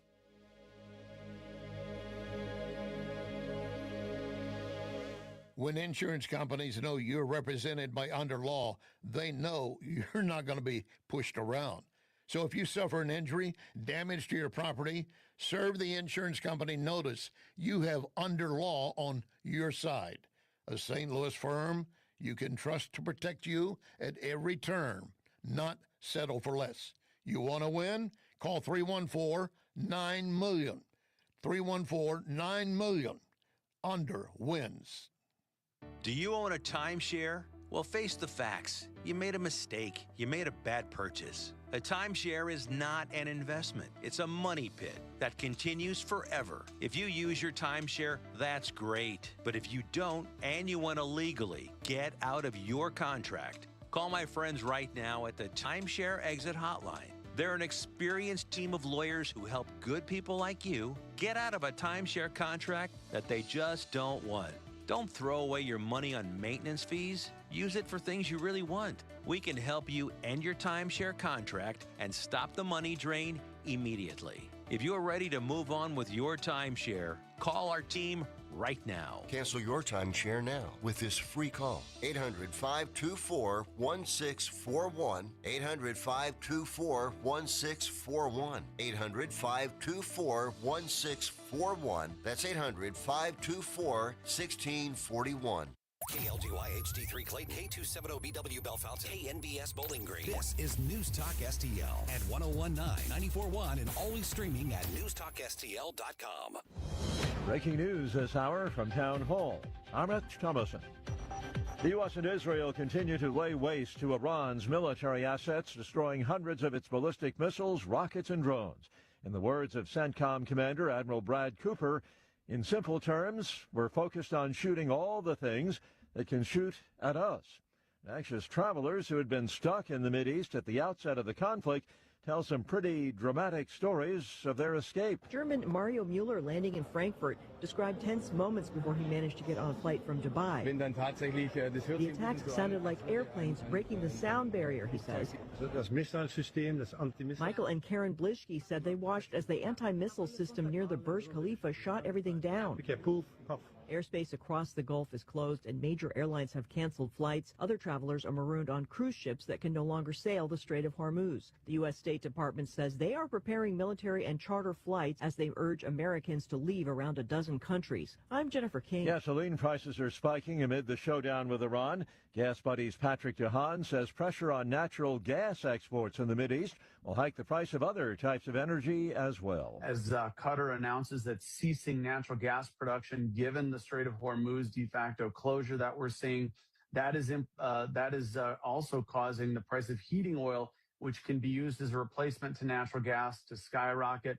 Heating oil and diesel are also essentially the same product. So partially as a result of that natural gas curtailment, we're seeing diesel and heating oil prices jump to their highest level since 2024.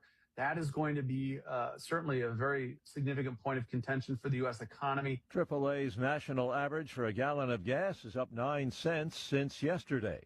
On Wall Street, the Dow futures down 60 points. NASDAQ futures up 17 points. More on these stories, townhall.com. The following is a real-life story from Trinity Debt Management. I had a lot of credit card debt, and it stressed me out. But what I thought was a solution turned out to be a problem. I kept hearing ads about debt settlement that seemed too good to be true. And actually, it was. When I called, they told me to stop paying my bills. That didn't sound right to me at all, so I hung up. Later, I found out that debt settlement is bad, real bad. Then I learned that there is a right way to pay off your credit cards. It's called a debt management program from the great team at Trinity. Trinity had a plan. In the end, I paid off my bills, I saved thousands, and I even improved my credit score. If credit card debt has you down, call Trinity at 1-800-990-6976. My name is Heather. Please forget debt settlement and remember Trinity Debt Management. 1-800-990-6976. From the Michaels Flooring Outlet Weather Center. I'm meteorologist Shans Contra with your first alert forecast. We've issued a first alert weather day as we head off towards from 11 a.m. to 6 p.m. Could see the possibility for some large hail, some strong winds, and even an isolated tornado risk as the day goes on. Scattered showers and storms will clear as we head off into early Thursday morning. Then into Friday night, could be seeing the potential for more chances of showers and storms through the region. Temperatures by Friday up to 80 degrees. From the First Alert 4 Weather Center, I'm meteorologist Shane Scotch. This hour of News Talk STL is brought to you by Rodney and Jen Wallner and the entire Wallner home selling team at Berkshire Hathaway. Call them today at 314-810-SOLD. 314-810-SOLD. Hi, I'm Dr. Alan Link, owner of the Dental Link. You've heard ads about teeth in a day, but did you know that you will be chewing on plastic, acrylic teeth? Here at the Dental Link, we can give you porcelain crown and bridge teeth utilizing mini dental implants that function much more like real teeth at about half the cost. Plus, mini dental implants are less invasive, less painful, and your recovery time is much shorter. Give us a call at 314-794-6464 or simply visit us today at thedentallink.com. 1949, the last time a Republican held the top post in St. Louis City. A gallon of milk was 84 cents and streetcars ran down Grand Avenue. Unfortunately, St. Louis City streets are no longer the epicenter of family and business life. In the 80 years of Democrat control, our city has been on a steady decline. Hello, Kirk Ilsinger, chairman of the Republican Party for the city of St. Louis, and we believe it is our duty to provide a different path forward. I invite you to our meetings the first Thursday of every month. Learn more at stl-gop.com. Paid for by St. Louis City Republican PAC. Curtis Farber, Treasurer. Mike Ferguson. What is that private pile? Sir, jelly donuts, sir. A jelly donut? Susie Moore. Mama don't like tattletales. Get up, St. Louis. So it's time to get out of bed. Pour yourself the greatest cup of Kofifi the world has ever seen. Rise up with one voice. Drain the swamp and take back our country. Today's the day we're going to do it, and it's time to do it right now, believe me. Mike Ferguson in the morning on News Talk STL. You rule out the deployment of ICE or CBP to polling places this November. There are no plans to have ICE officers at our polling locations. And I'm glad to hear that, but would you rule it out? Would you say it will not happen? Do you plan on illegal aliens voting in our elections? Okay, so that happened. Fair question. And the funny part is the camera was right there on Secretary Kristi Noem the whole time. And you see as he's like, thinking he's really got her, and you see this look on her face like, really, dude? I mean, it wasn't a look of like, I hate you, or No. I mean, the look was really like, really? Seriously? Yeah. You're going with this. Mm-hmm. That's what I was reading on the expression on Mhm. her face. Mm-hmm. Oh my goodness. All right. I've actually got the rest of the exchange of that. So let's put the whole thing in context here in just a moment. 7:06 right now. So, we like to say here in the building that News Talk STL is looking at and talking about and living life through a conservative lens. Sure. Yeah. And that's frankly why our partnership with Red State makes so much sense at Hand in redstate.com. glove. That's right. So, Susie, what is hot off of the proverbial presses today? This is the Red State Rundown. Yes, thankfully we are living in the digital age, not dealing with actual printing presses, because I think I would be deaf by now. But one of our big stories this morning is kind of, you may not have heard about this. This is from Eli Shepard. There's a video that has emerged of a UCSF, University of California, San Francisco, administrator threatening to kill a critic of child trans surgeries. This is an administrator at the college, and they're caught on video going off on somebody who was questioning the validity of child transition surgeries. So this is bad. Bad. Okay. Bad. But yeah, definitely take a look at that one. Jennifer Oliver O'Connell, one of our frequent guests here on the show, she has this fun little hot takes. Libertarian Brain Trust dunks on Iranian women celebrating freedom, and they dunk right back. This is kind of what we were talking about yesterday. I read that article. Yeah. She had a little fun with it. Kind of, basically this gal showed her rear end, and it didn't go well for this her. is one of the dumbest things. I mean, and you would have thought if anybody, it would be libertarians who would. I mean, that was just one of the. This is one of those take all the seats type situations, and Jennifer handles it lovely. There were other primaries yesterday in Arkansas and in North Carolina. And North Carolina had some really interesting things, some outcomes as well. Sister Told Ya has her piece up. The stage is set in the Senate race. Michael Whatley will be taking on Roy Cooper in the North Carolina Senate race. That's going to be an interesting. That's going to be a tough race. Oh yeah, and Cooper has the advantage there. Yeah. But there's a lot of lower House races and state level races in North Carolina that ended up being surprises. Like some old school entrenched establishment candidates either got their bells rung or didn't, barely cross the finish line. So there's some interesting stuff going on in North Carolina too. There's some interesting dynamics happening in all lots over the of different place. places. Yeah. Exactly. So keep an eye on that. All right, redstate.com. All right, Secretary Kristi Noem did battle with Democrats in a hearing in a Senate committee on Tuesday. And like Susie said, it's the House. Guess who's on that House committee? Who's on the House committee? Jasmine. You think she'll be there? I don't know. Yeah. She might not. She might still be licking her wounds. Right, yeah. If she is, she's going to be loaded for bear. Oh, she is. Yep. Okay, so there were many choice exchanges that I could have grabbed the audio and played for, but this one just kind of seemed to set social media on fire. So here's the longer drawn out, just a minute or so of that exchange between Senator Chris Coons and Secretary Kristi Noem. Will you rule out the deployment of ICE or CBP to polling places this November? There are no plans to have ICE officers at our polling locations. And I'm glad to hear that, but would you rule it out? Would you say it will not happen? do you plan on illegal aliens voting in our elections, Senator? I do not. In okay, fact, then the there should Heritage be no need Foundation, to, unless you plan on illegal Madam aliens Secretary, voting. the Heritage Foundation recently concluded that over a 20-year period where they reviewed hundreds of millions, billions of voting cases, they found only a small handful of actual cases of illegals voting. So I'm concerned by your rebuttal, which suggests you may be unfamiliar with 18 U.S.C. Section 592. Are you familiar with this federal statute that relates to sending armed men to polling places? There are no plans to send any of our law enforcement officers to But polling Madam Secretary, locations. you're sir. clear it would there be have a been federal illegal crime aliens. for you to do so. There are illegal aliens that have voted, and it's been proven in the past in certain cases in certain states. We provide a program to states. I think we have 27 different states that utilize our SAVE program now to verify individuals that are eligible to vote in their elections. And as states run their election systems, we encourage them to use that to make sure they maintain their election integrity. Okay, so first, real quick, who had a left-wing Democrat citing the Heritage Foundation as a source on their bingo card today? I did not. Yeah, now I'm one of those who thinks the Heritage Foundation is basically discredited at the moment, but still, it's true. That one, I don't do Heritage Foundation anymore for a variety of reasons, but I'm thinking Chris Coons going, well, the Heritage Foundation, as though he actually buys into the Heritage Foundation. Well, although, that's what we might call in legal parlance an admission against interest. Yeah. So basically, if you've got somebody on the other side who's saying something that agrees with Right. you, that lends it a little credibility because theoretically they shouldn't be agreeing with you. Mm-hmm.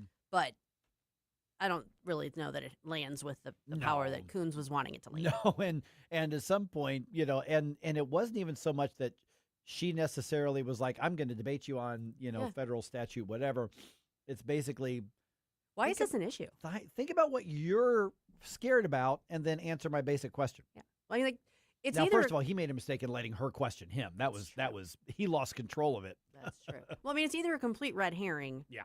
Or they legitimately think that for some reason people who are illegal aliens are hanging out in and around polling places. I'm thinking that's maybe the last place they would be. You would hope. Now, not that it hasn't happened. Not that it hasn't happened. There was a place in Kansas where a mayor was just getting deported because it turns out he's in the country illegally and he was freaking elected mayor. There at some point. Yeah, no, but I mean, it's like, why is this suddenly a concern of yours? Why? Yeah. What is it that you're worried is going to happen? Well, and it was a bigger part of, like even with Dick Durbin, and I've got an exchange with him with Kristi Noem here. The Democrats want to put the spotlight back on Minnesota. I mean, this is. I think that's a good idea. That's not a good idea. For instance, here's Illinois Senator Dick Durbin mixing it up with Secretary Kristi Noem at that same hearing. Is it so hard to say you were wrong? We and continue issue a as these retraction? investigations continue to go. We will provide. I absolutely strive to provide factual information, and we'll continue And when to you do fail, that. do you admit it publicly? Absolutely, we always know Will that you there's admit it room now? for. Okay, so what they were talking about was the surge in Minnesota, and he was bringing up the shootings of Alex Preddy and Renee Good. Mm-hmm. And so basically saying, see, that shows you shouldn't have been after the illegal aliens in Minnesota. Yeah, that's not sound logic. I don't. You said Minnesota, and it triggered something for me because Tim Walz and Keith Ellison are testifying today before the House Oversight Committee. So Minnesota is going to be back front and center, both between the House Judiciary talking to Kristi Noem and Walz and Ellison testifying. So this would be the House version of that Senate hearing, a week ago or so, right? Yeah, but did Walz testify? No, Keith Ellison did, though, because he mixed it up with Josh Hawley. So this is the mirror image of that, but it's with new and improved with Tim Walz. So today's going to be very spicy on the Hill. And I'm curious about the Democrat strategy that we think the country's going to, if the country wasn't, there wasn't as angry about the surge in all the illegal aliens who were caught in Minnesota, especially those with the heinous crimes. Right. Now, did people after time get uneasy with the show of violence and everything that was happening? But that doesn't necessarily mean they blamed the Trump administration for it. And so the Democrats saying, "Ooh, let's keep the focus there." I don't get the strategy. I think we have to be careful of it on the right too. Oh, yeah. The bubble dwelling, and everybody in my circle feels this way. Therefore, this is how everybody feels. I think there's a lot of that going on. I think there's a lot of insular reporting and reinforcing. And just like we've separated out into Twitter and Blue Sky. Oh yeah. So I don't go to Blue Sky. Never been on it. I Nope. need to maintain my mental health. Yeah. So I just stay away from it. But I would highly suspect that there are two totally different narratives moving down the track parallel to one another that many people that don't realize that the other one exists in any meaningful way. Or has a right to exist. Well, that's true I too. mean, that's where we've gotten. That's the big difference. You got the right to exist and do your thing and think your things, but I don't have to agree with you. No, and I don't have to go to Blue Sky. No. And I don't know how big Blue Sky has gotten over the years. I have no idea. But I think it's pretty big, but I think it's either people that are on the left that are reinforcing one another and slapping each other on the back, that sort of thing, or it's people on the right pointing and laughing. Yeah, I mean, but isn't basically Truth Social the same thing? It's just like the MAGA community, kind of self-sustaining, itself and being that community. Well, I'm not on Truth Social either. The key difference is that Truth Social users typically stay on Truth Social, whereas Blue Sky they will keep coming back and spend most of their time on X to talk about how much better Blue Sky is than X.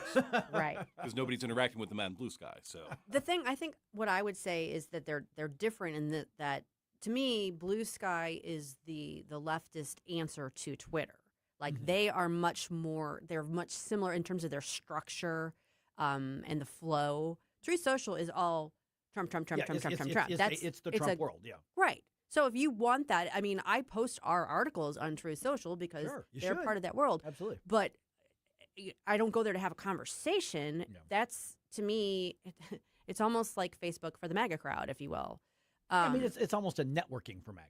As much as anything else, it's networking. And again, I'm not on Truth Social. I'm never going to be on Truth Social. I don't have an issue. I don't have a problem with it. I'm on enough social media as is. I don't need more social media. Right. So, Right. So, I mean, I think they're different kinds of platforms in but I don't know. To me, it's like I've seen people referring to go check it out on Blue Sky. I'm like, no, I don't think so. I don't think so. I don't think so. Something totally new and different here. Yes. You know what? There's a few seats left at Thursday's Church in Life Luncheon. This is a free event provided by Reach Reproductive Health. It's designed to connect ministries in St. Louis with others in the pro-life movement. Get more information and reserve your spot at outreachforlife.org. The luncheon will be at the Commons on Clayton Road in Chesterfield. I have had enough of this. Turn my eyes to your indifference. Mike Ferguson in the morning. Everybody wants me to dance. Could you imagine FDR dancing? On News Talk STL. Get up, can't you hear the alarm? Colombo and Company. Trump and allies continue to turn up the pressure on Iran, and DHS goes after Dick Durbin. We'll discuss it all Wednesday, plus Danny Define, Rodney Boyd, and closest cabinet. Live and local, weekdays at 2 on News Talk STL. The Herzog Foundation is the vision of its founder, Stanley Herzog, and it exists to promote quality Christ-centered K-12 education nationwide. Hi, this is Chris Stegall with the Herzog Foundation. We offer a wide variety of resources relevant to today's families, including a free online publication called The Lion. The lion is one of God's most majestic creatures, symbolizing strength and courage. Named for its attributes, the Lion publication carries articles covering a wide range of topics facing American families and culture, especially related to the education of children. The Lion can be found online at readlion.com. That's READ lion.com. Sign up for The Lion at readlion.com and find dozens of must-read articles published every day. Visit readlion.com and subscribe for the weekly and daily digests so you never miss an article. Readlion.com. That's readlion.com. Simply Health with Dr. Brian Deloney. As a doctor, I see the body heal every day. But is there more to healing than biology? This week, Pastor Ryan Hart and I talk about miracles, spiritual gifts, and whether they're still active today. Faith meets physiology. Don't miss it. Simply Health, Saturdays at noon on News Talk STL. To find out more about Simply Health Integrated Medical, log on to simplyhealthintegrated.com. 1 in 4 women will have an abortion before the age of 45 in this country. That's the tragedy we must work to stop. Mike Ferguson from The Morning Show here, and that is why Reach Reproductive Health is here, to empower parents to save the lives of innocent children and to see these families come to Christ. And you can be a part of saving and changing lives. So pray and visit outreachforlife.org to learn more, volunteer, and donate. That's outreachforlife.org. Hey, thank you very much for taking my call. News, analysis, opinion. Yes, I just want you to know what a breath of fresh air you people are. 1019 and 94.1 News Talk STL. We're through being cool. We're through being cool. Eliminate the minis and the twins. Going to bang some heads. Going to beat some butts. I'm Congressman Bob Onder, and you're listening to Mike Ferguson in the Morning on News Talk STL. I don't know that song. I'm going to pound some heads and beat some butts. Who's that? Really? Yeah, who's that? I've heard it. Really? You Yeah. don't know Devo? Oh, I know Devo. I don't think I knew that song. That's a deep cut. We're through being cool. Okay. Yeah. There it is. Okay, so You got me on one. I'm actually, of all the ones we've played, that's the one I'm most surprised about. Yeah. I mean, I was never a huge new wave guy, but I know the couple of huge hits they had, but that one stumped me. I didn't get that one. David's a big Devo fan. Yeah. Is he? Mm-hmm. Yeah. Flashback Friday got me really deep into Devo lately. They're kind of having a resurgence, actually. Like Yeah. on like the 80s cruise things and some Retro. of the retro festivals. Devo's kind of like back. Yeah. Yeah. All right. So we're just living our lives around here. There's a war going on, but we're just kind of living our lives around here. I mean, so I'm saying let's kind of self-reflective here just a little bit, because I really kind of want to set the stage for talking to Mark Schmitz here in about 15 minutes or so. President Trump saying the U.S. is in control when it comes to the war in Iran. Here's the update. The president said the ongoing combat operations have been very successful in eliminating Iran's forces and systems. They have no Navy, it's been knocked out. They have no Air Force, it's been knocked out. They have no air detection, that's been knocked out. Their radar has been knocked out. He also disputed claims that Israel forced the U.S. to take action. The president said, if anything, he might have forced Israel's hand because he believed Iran was going to attack. Greg Clugston, Washington. Okay, so Iran's already hit 4 oil tankers. They've closed off 80% of the oil going through the Strait of Hormuz at this point. So they're still swinging back, but I think President Trump is obviously correct in that the complete dominance at this point is by the U.S. and our allies. Yeah, the difficulty is that their options are becoming more and more limited, and that makes them more dangerous in some respects, like cornered rats. Sorry, don't mean to equate people with rats, but metaphorically. Right. So yeah, I mean, it definitely the U.S. and Israel have been dominating this conflict, and Iran is going to strike out any way they can. They're using like electronic jamming devices to mess with some of the shipping and stuff as well, which is why yesterday President Trump issued the order saying that he's going to ask the DFC, something to offer political risk insurance. And also, there may be U.S. naval escorts of shipping through. I mean, we're doing what we can to answer back that sort of asymmetrical move from Iran. Yeah. But that's going to affect us at the pump. We're already seeing it, as Jerome pointed out. Yeah, we're at $2.99 right now. I forgot to fill up yesterday, so it'll probably be $3.10 or $3.15 by the time I get there today. And it'll be interesting to see how like if that's an enduring thing or if it kind of spikes and then the stock market wasn't happy yesterday. So we are. No, you're messing with oil. You're messing with a lot. Yeah, we're definitely seeing those effects. As far as walking into the grocery store and going, oh yeah, you can totally see. No, right. No. And the thing is that it's not. I'm not saying that people don't care. Okay, no. That's not what I'm saying. What I'm saying is that I don't know that just because of the way we consume news now. And we consume almost everything as though it's a movie or an episodic in front of us. And we care. We have principles and values, but I don't know that we feel it the way that past generations have felt it when we went to war, even if we did not personally go. I think a lot of that has to do with basically just information overload. I mean, systems are overwhelmed. I mean, I consider myself somebody who is an emotional person. I feel things. But I'm intaking so much information in a given day. I am kind of becoming inured to it because I can't process it otherwise. Right. Yeah. And there's nothing wrong with saying I have to stop. Okay. Like for instance, I've come up with my own rules on a couple things for exactly the reason you're just talking about, Susie, is that at some point on at least one weekend day, if not both, if I can get away with it, I'll go charge my phone into the charger in the bedroom and just leave it there and make it a point of either the midday or the whole afternoon or whatever. I'm taking a massive chunk of the day, 6-8 hours, and I'm not going to touch the phone.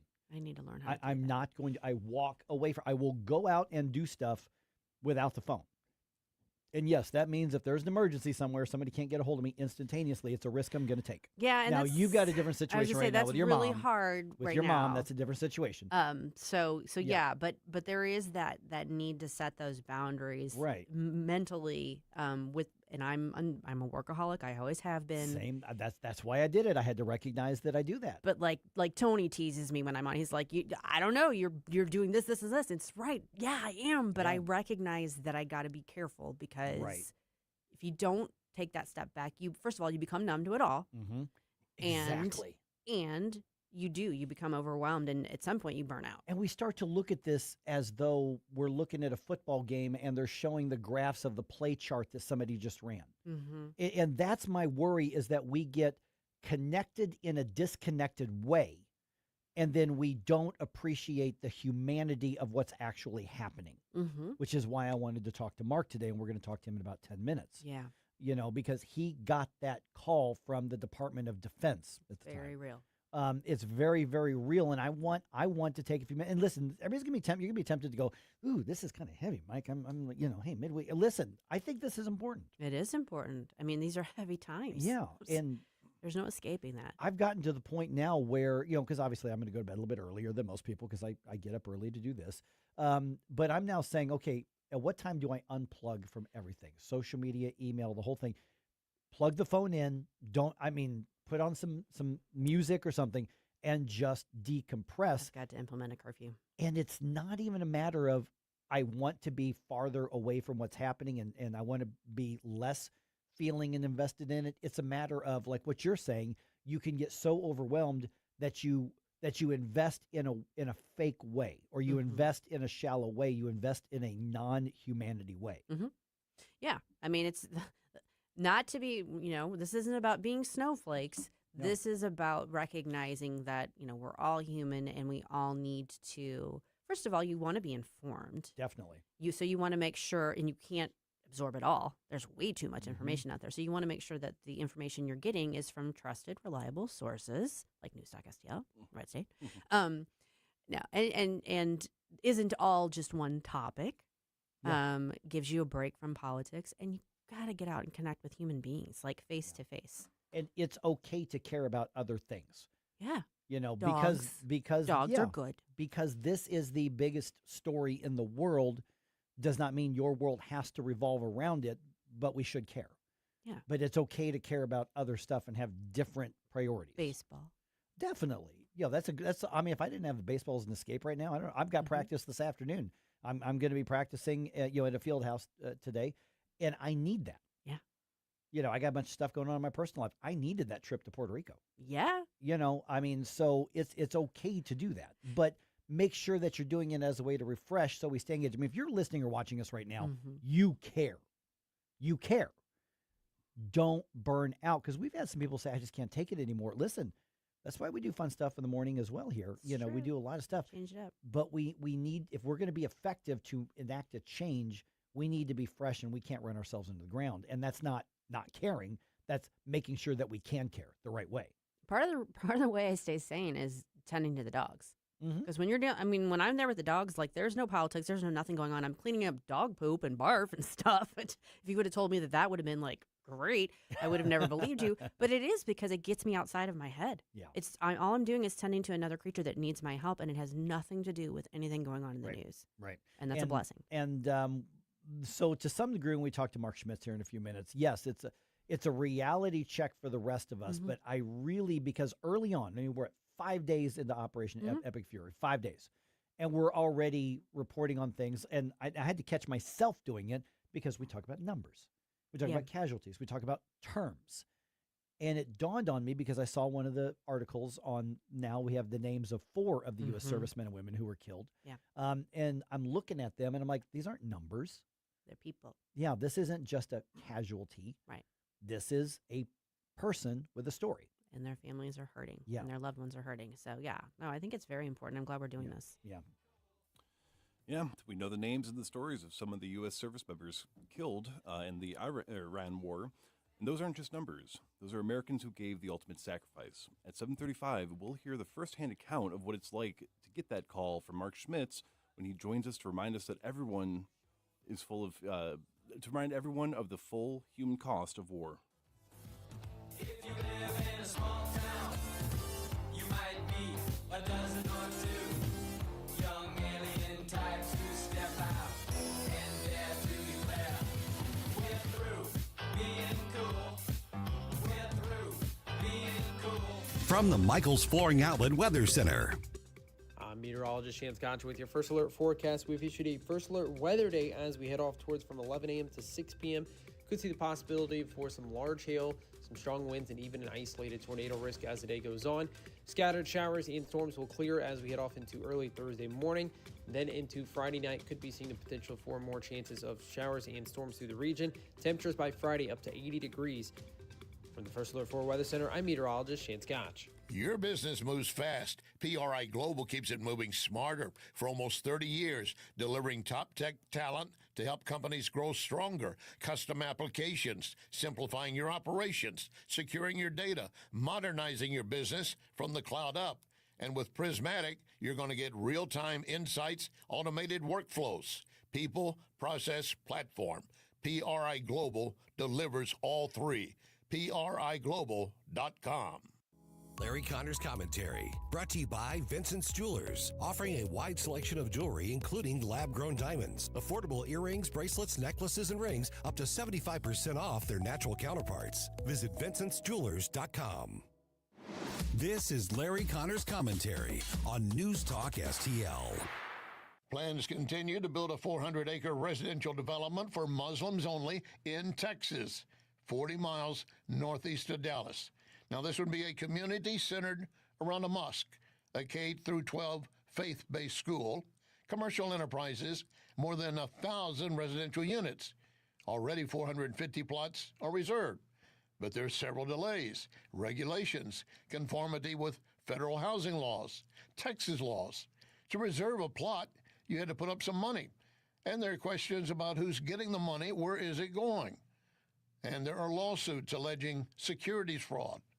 The DOJ had been investigating to see if any civil rights laws were being broken, but they dropped the inquiry when the Islamists said, we will be a community of Muslims, but others can live here. But who would want to live there if they plan to impose Sharia law? Women must cover their hair. A husband can stone his wife if he thinks she's looking at another man. Under Sharia law, gays and homosexuals could be killed on the streets. This would be like taking that part of Texas and dropping it into Iran. Get more Larry Connors on Larry Connors USA. Tonight at 6 on News Talk STL. Life's legal challenges deserve experienced representation. For over 15 years, Cole Combs Attorney at Law has been serving St. Charles and surrounding counties with comprehensive legal expertise. From tax preparation and estate planning to family law and criminal defense, Cole delivers personalized solutions for your unique situation. You have traffic tickets, need a business formation, real estate matters, one call will handle it all. Cole O. Combs Attorney at Law. Call 636-949-0010 extension 3 today or visit colecombs-law.com. Springtime in St. Louis, and if you hate to paint, do what your neighbor Mr. Rob Miller from Harvesttown Auto Body in St. Peters did. He called Rhino Shield. Rob, what was the thought process for going with Rhino Shield as a business owner? My family's business is over 10,000 square feet, and it did not have the curb appeal I wanted. Rob, tell everyone how the experience was with Rhino Shield from start to finish. The process that I liked was when you came out, you gave me all of these options that would fit my building. Our building was really faded. I don't want to have to paint my building again. 25 years is a long time to not have to worry about the outside maintenance of your building as far as paint. That's a no-brainer. That's why Rhino Shield worked for me. Are your neighbors jealous? I would be if I was them. Thanks, Rob. Now it's time to call 877-25-RHINO. 877-25-RHINO or 877-25rhino.com. Genius. No paint, don't Rhino. Go Rhino Shield. Never paint your house again. Rhino Shield. If you have a phone, you have a radio. I listen to News Talk STL on the app driving to work. Download the News Talk STL app. You got to get the News Talk STL app. Love the app. Can listen anywhere in St. Louis. And listen anytime. News Talk STL right on my phone. Anywhere.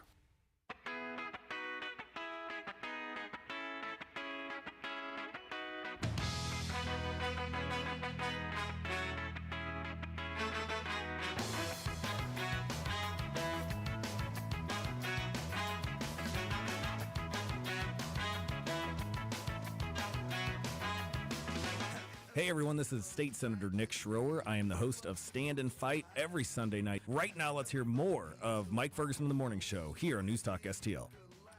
Sergeant First Class Nicole Amore, Captain Cody Cork, Sergeant First Class Noah Tajans, Sergeant Declan Cody. Everybody in their young, well, Captain Cork was 35, Noah Tajans, 42, Sergeant Cody, 20. I don't know the age of Sergeant First Class Amore, but those were 4 of the 6 Americans who have been killed in the war in Iran. Mm-hmm. You know, in the news, these are numbers. Yeah. These are referred to as casualties because there's a term, there's a phrase. But they are men and women. They are serving their country, and they gave the ultimate sacrifice. These were casualties in Kuwait. They were hit by drones. Mm-hmm. We're now joined by Mark Schmitz, our friends at The Freedom 13, thefreedom13.org as well. And Mark, I can't thank you enough for being on the program, because when I reached out, you know what I'm asking you about, and I'm asking you to relive what's got to be the worst or among the worst moments of your entire life, is getting that notification from, at the time, the Department of Defense, now would be the Department of War, I'm sure, to say your loved one has been killed serving our country. Now, I want to get into the differences now versus when you got that news. How does that happen, and what goes through your mind and your heart and your family and your household when the worst news you can possibly get is arriving at your doorstep? Well, good morning. Thank you for having me on. You know, the leading up to that terrible news is the wait. You know, we all witnessed what happened back in August 26th of 21 when there was a suicide bombing at Abbey Gate, and you know, there was initially no reports of any casualties, and then there were. They started trickling in. It was 2, then it was 4, and 6, etc., and got up to 13. And when you have a loved one that's deployed in that region and potentially in harm's way, you just don't know if your loved one is one of those numbers. And that part was horrific. I leaned on a bunch of buddies of mine that served as Marines, and they all assured me, you know, he hasn't called you yet because he's busy, you know, obviously with everything going on. And, you know, with that, I went to bed and eventually fell asleep. Well, it was 2:42 in the morning, and I still to this day have no idea how I heard the knock on the door, because our doorbell, ironically, was broken at the time, and they did not knock very loud, but somehow it woke me up. And I made my way to the door, and I could see through the glass that there were 2 figures standing on the other side of the door. And as I approached, I see the metals starting to shine through the door, and my heart started to sink. And at that very moment, I just wanted to will it to be an injury report, which I guess deep down I knew that they don't do that. You know, you'll get notified if your loved one is injured, but not in that way. And I kind of stood there in shock, and they didn't say anything at first. They identified who they were and asked if my wife was home, and I said, yeah, she was sleeping, let me get her. And I woke Jacqueline up, which is Jared's stepmother. She came to the door with me. We had them come inside. We sat down at the dining room table, and that's when they delivered the terrible news that Jared was one of the 13 casualties. And at that very moment, in conversations after we spoke, there's really usually two reactions you get from a parent. One is just obviously utter devastation, and it immediately hits you like you're getting slammed by a train. And the other is just utter shock, and that's what I experienced. There was no emotion at first. It just, I guess I was just trying to take it all in, and to hear that your son or daughter is no longer with you, as you can imagine, is the absolute worst possible feeling that any person could ever go through. I mean, we all know as we get older that you never bury your child. Your children bury you as you hopefully die of a ripe old age. And here we were finding out that our 20-year-old son is no longer with us. And these poor families that have recently gotten that knock on the door, wow, it's something I hate to relive. I mean, I can talk to you about it now, but it's that waiting game is crushing. There's got to be an amount of time that goes by before you're actually notified, and I'll commend the military. They do a hell of a job on getting you the information as fast as humanly possible, so you're not left in that misery state of waiting and wondering. They have to do, obviously due diligence and confirmation of the body and who the person actually is by verification of dog tag, et cetera. I'm sure they do fingerprint comparisons as well to make sure that they do in fact have the right person, because God forbid they actually notify the wrong family. That would be just horrific. But as bad as you can imagine it is, just multiply that by 100. I mean, it is just utterly catastrophic. Mark, this is Susie Moore, and I appreciate you sharing that with us. I know how hard this is to talk about and relive, and I appreciate your insight because you understand better than anybody. Talk a little bit about, you kind of touched on this, but there's 50,000 troops right now involved in this operation, and so there are, at minimum 50,000 families out there who, at least on some level, are left, kind of waiting and on edge and being concerned, but trying to not let that, overwhelm them. Talk about that balancing act that has to be done when you have a loved one who's in theater. Well, unlike with what happened with my son, I knew where he was located. He was positioned on the Abbey Gate, and that's where the explosion from the suicide bomber happened. Now, what my son was involved in was a non-combatant evacuation mission. So there was not, it wasn't technically any kind of combat whatsoever. Now, it was obviously dangerous and volatile at the time, but it was not, he's up in the mountains with his platoon and he got shot. He was part of an evacuation mission, completely different campaign. But what's recently happened here is proven that whether you're on the front line or you're the guy that's manning a desk inside a bunker, essentially everyone's at risk. And so unlike our situation where other parents had communicated with their kids who happened to be at the North Gate or the East Gate, or South Gate, they knew their kids were over in that area, and the amount of relief for them, for those that came home, at least they probably were pretty well aware that it was not their son or daughter. In this case, you're not necessarily a fighter pilot that got shot down. Some of these guys were in roles that wouldn't be considered, combat in any way, shape, or form, and they got hit by incoming inbound missiles and drones. So, anybody that, and this is why it's so important, I think, to respect and honor anyone who signs up on the dotted line to volunteer to be a part of the armed forces, because this is proof that not anyone is technically safe despite their role or their MOS. And my son was an 0311 infantryman with the Marine Corps, and I knew that was a high risk. He's boots on the ground, and there's a high risk there because he could potentially be in a combat situation, unlike maybe an engineer or someone that's staying behind that is behind the desk doing a lot of the very important roles that they do.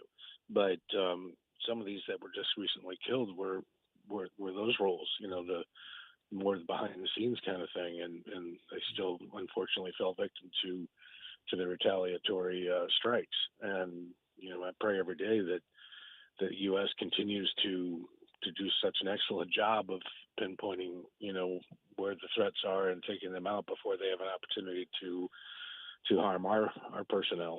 And I guess the bottom line message is, if once you sign up for this as your job and your career, no position technically is really safe, because you're definitely potentially in harm's way at any given time. So these other 50,000 families that have loved ones over there, I mean, it's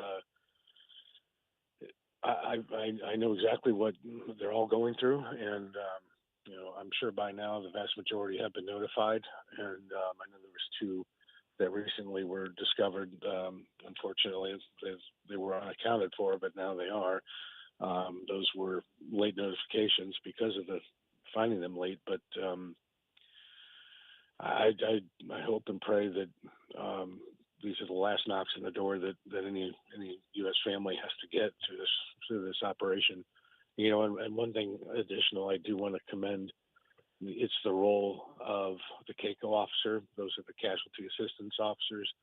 These guys and gals who have that as their job, being the ones who actually have to do the notification, has got to be the toughest job in the world. I mean, you're literally going to rip somebody's life in half, and they stand there in utter respect and poise, and they're there to let you hit them, cry and scream and yell at them. These are amazing human beings that have literally one of the toughest jobs I've ever seen. And our casualty assistance officers, in our case, were excellent. They took a lot of crap from me. I was absolutely livid about Biden's decision to do what he did, and they heard an earful for sure. But they are very respectful, and I commend them for the job that they do, and it's got to be the toughest thing in the world. Mark Schmitz, of course, responding to the death of Jared Schmitz with founding the Freedom 13, thefreedom13.org. I mean, I know that there are sources from the military and from the government, but that's also sources from communities and private sector and groups like yours as well. You just had a very successful fundraiser, building a retreat. But when you get that news, and I've just got a minute or so left, Mark, I'm sorry. Sure. But you also look at a lot of other people say, what can I do? We don't want to just rely on military or somebody else to do what they're very good at, like you said, but then more people just want to help and be a part of this as well. We had so many people from all over the world, but primarily from the U.S. that reached out. We got letters. We got, people generally just want to donate money because that's the knee-jerk reaction, and there's nothing wrong with that. I mean, my family collected nearly $250,000 from donations from all over the country, and although we appreciated it, we didn't want the money for ourselves, so we actually took all that money and put it into our nonprofit, and that's what we launched it with. But it's not too difficult to track people down and know that your card or your letter that you send to a grieving family eventually will be read. I mean, I've read every single one that we got, and there were thousands. And it does mean something. So if you're not the type that likes to reach out to someone, that's perfectly okay. Just keep them in your prayers. I mean, these families need it, and their worlds are going to be turned upside down for the rest of their lives, and they're going through the worst hell right now on earth. And it doesn't stop when you bury your loved one either. It just continues. The pain is always there, and just look out for your neighbor, and treat them with respect and dignity, and keep your political views and things aside. Just know they have lost their entire existence. All right, Mark, thank you so much for sharing with us again. I really appreciate that. And, of course, and thefreedom13.org is how people can be in touch and help you with your mission to help other families who went through exactly what you went through. Yes, sir. I really appreciate that. Thank you. You got it. We'll talk to you again soon, Mark. Thanks so much. You know, it is Wednesday, which means Friday is right around the corner. And, of course, that means we want you to send Jerome your requests for Flashback Friday. So please be sure to line those up. Send them in to Jerome at NewsTalkSTL.com.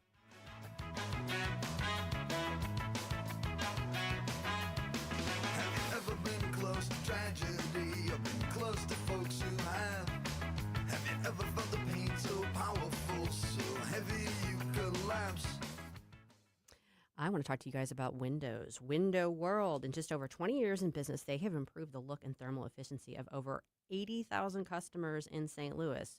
Window World windows are one of the only 2 replacement windows with the Good Housekeeping seal of approval. They're ranked number 1 in number of windows sold in the country by Qualified Remodeler magazine, and they've got a lifetime warranty that covers all parts, glass breakage, and labor. Window World uses a double-strength glass that gives it a strength not commonly used in replacement windows. Window World products are not only durable, but they offer security, beauty, and energy efficiency. Window World is now offering 36 months, same as cash financing, with approved credit. Did you know that over half the appointments Window World will set this year are from previous customers or referrals from those customers? This is a testimony to the customer service quality and commitment to creating loyal customers you will get from Window World. The St. Louis location has been owned, operated, and managed by a group of born and raised St. Louis residents for over 23 years. And if you already have Window World windows, remember that Window World can also do siding and doors. They can help you do everything on your exterior with the exception of a roof and a garage door. And one thing that separates this company from the rest is their commitment to customer service. This is shown by their excellent track record with both the BBB and other reporting agencies. So you want to call for a free home estimate today. 1-800-GET-WINDOWS. That's Window World. Check them out now. Hello, everyone. It's Fez with the Moolah Shrine Circus. I want to remind you to get your tickets now for our big circus in March. We've got new exciting acts like the Swinging Trapeze, the Daring Horseman, the Human Cannonball, and much more. And kids under 12 are free with a paid general admission ticket. So go to moolah.org and get your tickets today. For the Moolah Shrine Circus, March 20th to the 22nd at the St. Charles Family Arena. It's more than a rebellion. When your teen is slipping into drugs or alcohol, when social media and pornography consume their time and their mind, when depression and even suicidal thoughts cast a shadow over your home, as a parent, you feel powerless. There is hope. At Turnabout Ranch, troubled teens step away from the chaos and into a clarity of nature on a working cattle ranch. Care for horses, learn responsibility, build trust, and rediscover purpose. It isn't theory, it's real work, real therapy, real healing. Families from across the country have found transformation right here, just when they thought hope was gone. If your teen is struggling with addiction, harmful online behaviors, even weight management, call right now and get the help you all need. 800-219-2494. 800-219-2494. 800-219-2494. That's 800-219-2494.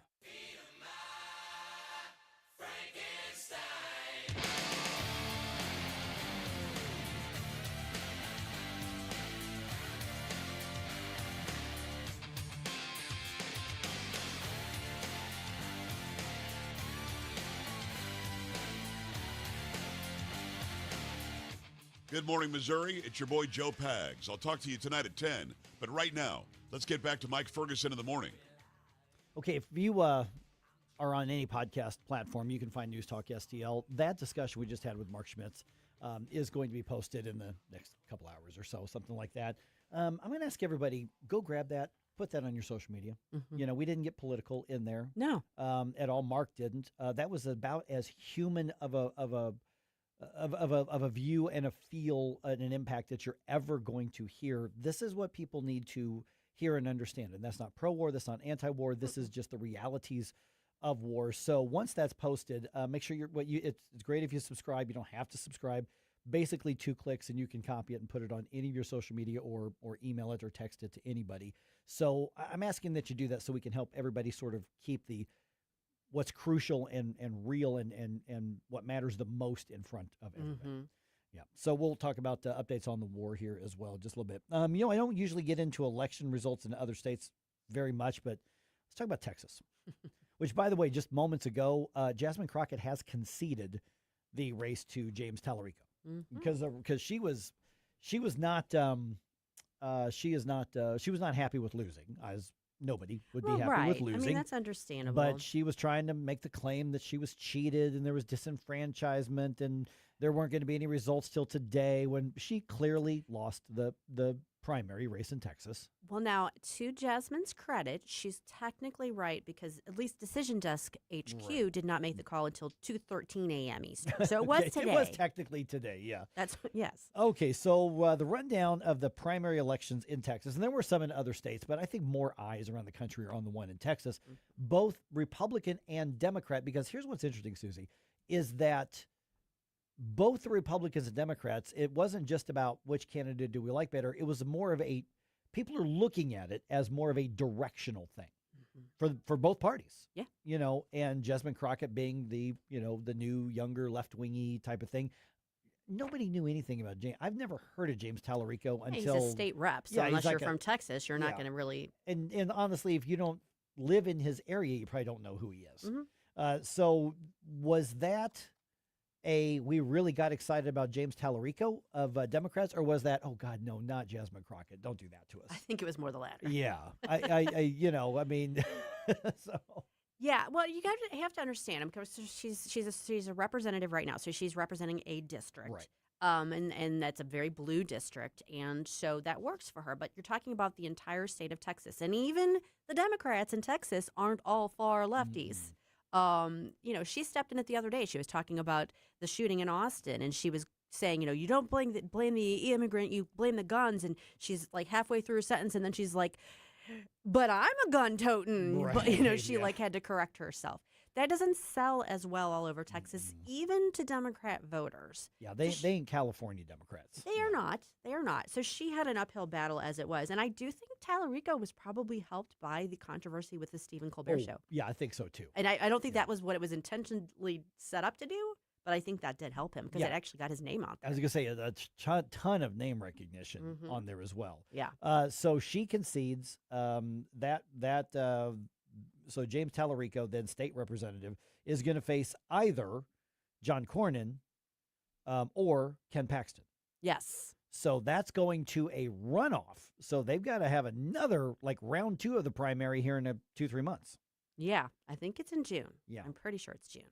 So that's a very fascinating Republican versus Republican contest, which is kind of being reflective of what we're seeing in some other areas as well. Yeah. Yeah, absolutely. There's going to be several runoffs there. This one's going to be the big one. It's already pretty chippy. It's going to get chippier. Yeah. And Dan Crenshaw losing big. Yeah. That was one of the stories on there. It wasn't just that he lost. It was like double-digit loss. I mean, it wasn't even close. And remember, and then also the Tony Gonzalez drama. That's not even so much directional as just as soap opera. Yeah, I don't think that is anything about ideology. That is really, because ideologically he aligns pretty well with the Republican Party. Right. Unfortunately, he's got a lot of issues. Yeah, he also aligns with women to whom he's not married. Scumbags, very much. apparently. One of which ended up being even a death involved. Our friend Ginny Cruder reminded me Tallarico was kind of leading the charge of the Democrats that left Texas to get away from the redistricting fight or votes and stuff. So he did kind of make a name for himself with that. Yeah. Okay. Yeah. I mean, okay. The Colbert helped him. That was a big thing. And Crockett obviously had a much bigger name recognition. Definitely. In this case, though. It might have worked in her favor. I was going to say, in this case, that may not have been a good thing for her.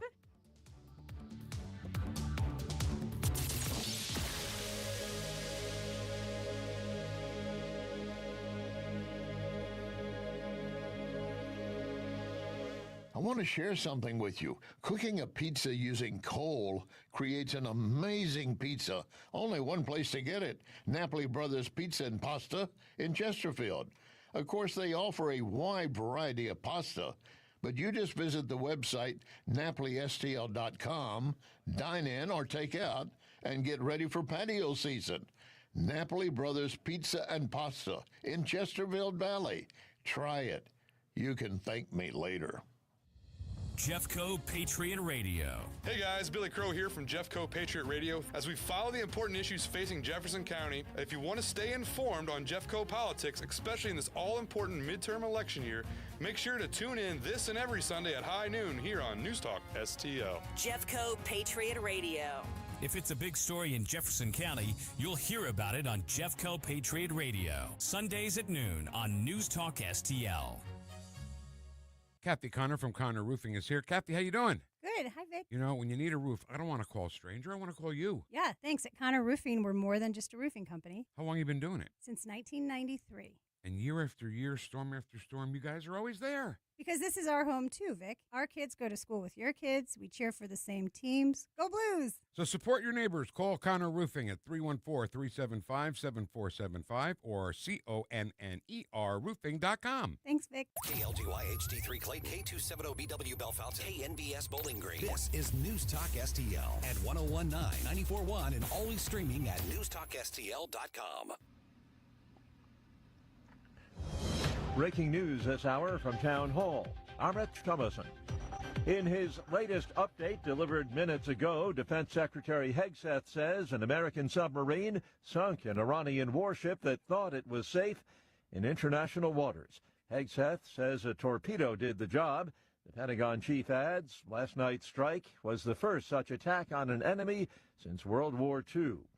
Iranian proxy Hezbollah's use of Lebanon as a base is putting that country squarely in the bullseye. At around 4 a.m. local time, the Israeli military urged residents across 16 Lebanese villages to start evacuating. Just minutes later, the first report of airstrikes and deaths came in. The Lebanese news agency says at least 4 people were killed in a strike on a residential block in Baalbek. Apartment blocks and a hotel have also been hit in villages near Beirut. The new bombardment follows the deployment of Israeli troops into southern Lebanon on Tuesday. That's the BBC's Jacob Evans. We'll have to wait to see who will face the Democrat nominee in the U.S. Senate race in Texas. Democratic state lawmaker James Tallarico got by U.S. Congresswoman Jasmine Crockett in Texas' closely watched Democratic Senate primary. Tallarico will face the winner of a May runoff for the GOP Senate nomination between incumbent John Cornyn and challenger and Attorney General Ken Paxton. Cornyn and Paxton came out the top finishers in a 3-way contest with Congressman Wesley Hunt. No GOP candidate hit the 50% vote threshold needed to win outright. Correspondent Andrew Stewart. Texas GOP Congressman Dan Crenshaw suffered a primary loss to Republican challenger Steve Toth. Watching Wall Street, the Dow futures 160 points higher. NASDAQ futures are up 154 points, and the S&P futures better by 27 points. More on these stories, townhall.com. They say timing is everything in the gold and silver markets, and it's true. Dennis Prager here for AmFed Coin and Bullion. Although you can buy at the right time, if you buy the wrong coins, you may not make a profit. When gold was $400 an ounce, many people were talked into buying high-grade old gold and silver collector's coins. Unfortunately, most of the people who bought these so-called semi-numismatic coins, like the $20 St. Gaudens and Liberty Head gold coins, have not broken even on their investment. Incredible, given that gold has risen approximately 525% since then. So while timing is everything, if you buy the wrong coins, the timing simply doesn't matter. Having a dealer who cares about positioning you in the right types of coins or bullion will mean more to your portfolio than anything else. That's why I deal with Nick Rovich and AmFed Coin and Bullion. Whether you're buying or selling, call 800-221-7694. That's 800-221-7694. Or go to American... From the Michaels Flooring Outlet Weather Center. I'm meteorologist Chance Concha with your first alert forecast. We've issued a first alert weather day as we head off towards from 11 a.m. to 6 p.m. Could see the possibility for some large hail, some strong winds, and even an isolated tornado risk as the day goes on. Scattered showers and storms will clear as we head off into early Thursday morning.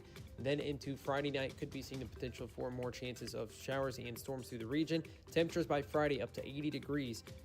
From the First Alert 4 Weather Center, I'm meteorologist Shane Scotch. This hour of News Talk STL is brought to you by Stifel, serving investors for over 130 years.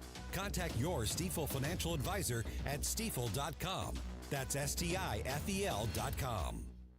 Jamie Allman here, tossing and turning over retirement worries. You're not alone. 3 out of 4 Americans share your concern about having enough saved. But here's the thing. A comfortable retirement isn't out of reach, even if you're planning for 30 or 40 years ahead. Every day, Jeff Portman from the Gemini Wealth Group helps people avoid the critical mistakes that can derail their retirement. Build your path to financial confidence. Visit GeminiWealthGroup.com or call Jeff directly at 314-888-0123. Securities and advisory services offered through LPL Financial, a registered investment advisor. Member FINRA SIPC. Dreaming about a vacation but not sure where to start? Should you book that all-inclusive resort or a cruise? Which destination? What cruise line? And how do you know you're getting the best value? That's where Magic Expeditions comes in. We're your St. Louis local travel experts, helping you choose the vacation that fits. Whether a relaxing, adults-only escape, family-friendly resort, or unforgettable cruise adventure, skip the stress, the guessing, and endless online searching. Visit MagicExpeditions.com. That's MagicExpeditions.com. Mike Ferguson. Is there anything in your life that is not Trauma Olympics? Susie Moore. Get out of here and stop playing victim. Get up, St. Louis. There's no crying in baseball. Mike Ferguson in the morning on News Talk STL. President Trump believes the war against Iran going to be worth a temporary spike in oil and gas prices and maybe some other increases that we're going to end up paying. Here is part of what he had to say. This is courtesy of our friends from Town Hall. The president acknowledged that oil and gas prices were going to rise as the U.S. remains engaged in the ongoing Middle East conflict, but said prices will come down. If we have a little high oil prices for a little while, but as soon as this ends, those prices are going to drop, I believe, lower than even before. AAA reported the average price for a gallon of gasoline jumped 11 cents overnight Tuesday. Greg Clugston, Washington. It should not surprise us that a war in the Middle East is going to be affecting gas prices. When you affect gas prices, you're affecting basically everything else as well. So in some way, shape, or form, we're all going to feel this. And we need to act accordingly. Right. So our friends at National Taxpayer Union keeping an eye on this. I got a note from Thomas Aiello here. It says your price at the pump and how Congress can help. So what is it we can do about it? Tommy, thanks for being back on the program here. So I don't think anybody is shocked. Even those, probably the majority of those who are listening and watching right now, supportive of the actions in Iran. But we know that there is going to be a cost both in what we're spending as a nation and in the way it affects our lives as well. So what is it we should realistically expect and plan for? And then we can get into the parts of, well, what can be done by Congress or somebody else in the meantime? Well, good morning. Thanks for having me. And I think what the president said yesterday is certainly accurate. Anytime that there's uncertainty happening in the Middle East and around the world, it's going to lead to higher oil and eventually gas prices. And I think that's what the markets have been pricing in up until this weekend. Since the start of the year, we've seen the price for a barrel of oil go up by about 30%, and that's happening because of the uncertainty. And what I think your viewers need to remember is anytime that there's an increase in oil prices by about $10, it increases residential gasoline prices by about 25 cents. So every $10 oil prices increase, it's going to be about a 25-cent increase at the gas pump. So, with that in mind, hopefully what's happening in the Middle East will be wrapped up quickly. That way, oil prices and gas prices can decline sooner rather than later. Yeah, and there's also a little bit of a lag time on that. So, I mean, even if the hostilities end, it's going to be a while before that trickles into our gas prices. And also keep in mind, this affects other prices on pretty much everything else. About 20% of the world's oil and gas goes through the Persian Gulf, and Iran is actually in a really good place to block a lot of those exports. And let's remember that what they're blocking, the Strait of Hormuz is what it's called. It's not closed. They say it's closed. But right now, a lot of shippers, they don't think it's safe enough to pass through given what could happen with the country. So with that in mind, 20% of the world's oil supply is offline at the moment. And I think that's why we're going to see higher gas prices in the near term. And, what Congress can do is they're in a really good position to actually alleviate some of the challenges we might see. So what they could do is release oil and gas from the Strategic Petroleum Reserve. That's the SPR. That's our oil stockpile for national emergencies. They could release some from there. And then they can also pass, more bills to encourage oil and natural gas production. And I think that's really the unsung hero in this whole conversation is we are so far less reliant on oil from the Middle East, thanks to President Trump's policies, that we are in a much stronger position to weather the short-term storm. That doesn't mean prices aren't going to increase in the short term. And I think we need to recognize that there's going to be a little bit of pain at the pump, hopefully over a very short period. But we're in a far better position than we were, just 20 years ago during the first Iraq War. Now, one of the things that obviously brought a lot of criticism was the depletion of the strategic reserve, in years past. Right here, at what point is it appropriate to tap into that? Because you don't want to tap into it prematurely, because it is truly for when there's a massive emergency. Are we anywhere near that point? I mean, just trying to level off 25, 50 cents, even $1 or $2, that doesn't seem like that's something we should tap into, something that critical. No, and I think it would be certainly premature to actually, tap into that. And I think that was one of the mistakes under the previous administration is they cut the SPR in half.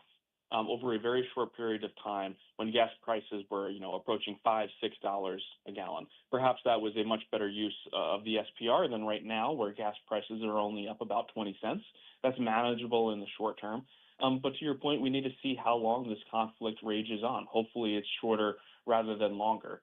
And then, when it comes to gas prices, you hit it right on the head.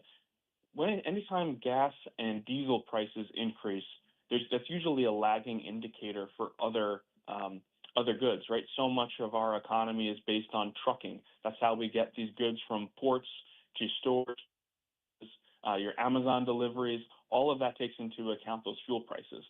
Businesses won't make those changes to pricing over a very short period of time. So if this conflict wages on for a longer period, it's very possible we could see higher grocery prices or, higher shipping costs. But in the short term, in the next, 1 to 2 to 3 months, I don't think much is going to change aside from those costs at the pump. Okay, let's talk about some of the policy, the energy generation, the drilling and all the things you mentioned. It takes years for some of these things to go online. Where are we with the changes in the Trump administration when they said, no, we're going back to producing our own energy? Because saying that we're going to reopen that was the right move. I think everybody should agree with that. But it takes such a long time to bring that up. And, of course, just the fact that we were producing it again, I think drove down some costs just because of the, what the market knew what was coming. But where are we right now? And if Congress approved every application, or not the Congress, but if the federal agencies approved every single application right now, how long are we before we have that full flow of energy from the U.S.? And that's the huge problem in this whole conversation is that it takes so long for people that want to, explore lands for potential drilling, to get the rigs up, to transport the oil and gas through pipelines, and then get it to refining. It could take years for that process to happen. So the things that we're talking about now, it won't be realized for another 3 to 4 plus years. That's why it's so important for Congress to pass a bipartisan, comprehensive permitting reform legislation. That way we can actually reduce that timeline. Instead of 4 years, maybe we can drop it down to 2. So the steps and the actions that we take today, they're not going to impact us today, but they're going to put us in a much better position in the future to deal with these future conflicts if they arise. Yeah, we've done this in the past, right? Right now, the United States is the largest producer of oil. We're the largest exporter of natural gas. All of those things happened because of the decisions we made 5-10 years ago. It's way too long to think 5-10 years from now, but we need to take steps to make sure that we can actually reduce that time to get oil and gas online as soon as possible. Okay, at the risk of getting a little too wonky or technical here, what would be one or two of the key reforms that would reduce that timeline? And I think a lot of people need to understand it's not even just about when the natural gas or the oil is actually flowing. It's also signaling to the market this is a certainty that is on the way too, and that has a value as well. That's right. I think the biggest thing that Congress can do is crack down on something called lawfare. Right now, when applications are put in and the U.S. government approves these applications, which they actually have sped up that process, radical environmentalists, they just sue to die. What that means is they file these lawsuits in court challenging all of the applications. It gums up the process, and that's the main driver of these delays. is they have to go to court, they have to litigate, they have to file appeals. Even for some of the most common sense projects, they sue over. And it's a real problem. And if you talk to anybody in the oil and gas industry, they'll tell you that lawfare is probably the biggest issue that they face. Of course, there's other pieces of red tape that the U.S. government can improve, but by far and large, it's these lawfare activities by radical environmentalists. And they hate oil and gas, and that's what it comes down to. Yeah, so really we're talking about tort reform as much as anything, although this isn't necessarily, it's not a criminal thing, it's a civil thing, but it's really a matter of, how do you strike that right balance? Because people have a right to sue, but we've got a lot of abuse of the judicial system right now. That's right. They're certainly abusing the process and not for the best. Of course, everyone deserves their day in court, and everyone should have a say. But let's also remember, they can also do that during the public comment period for all of these projects. Every project goes through a public comment period.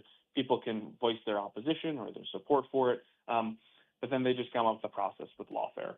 One other thing I would say that I'm keeping an eye on is there's an effort by Democrats to stop all natural gas exports from the United States. It's a really bad idea. It would make us poorer. Right now, there are billions of dollars in economic activity and tax revenues that flow to state and local governments because of LNG exports. It's really making the world safer. It's making the United States more prosperous. It would be a big mistake if Democrats get their way and want to ban all LNG exports from the United States.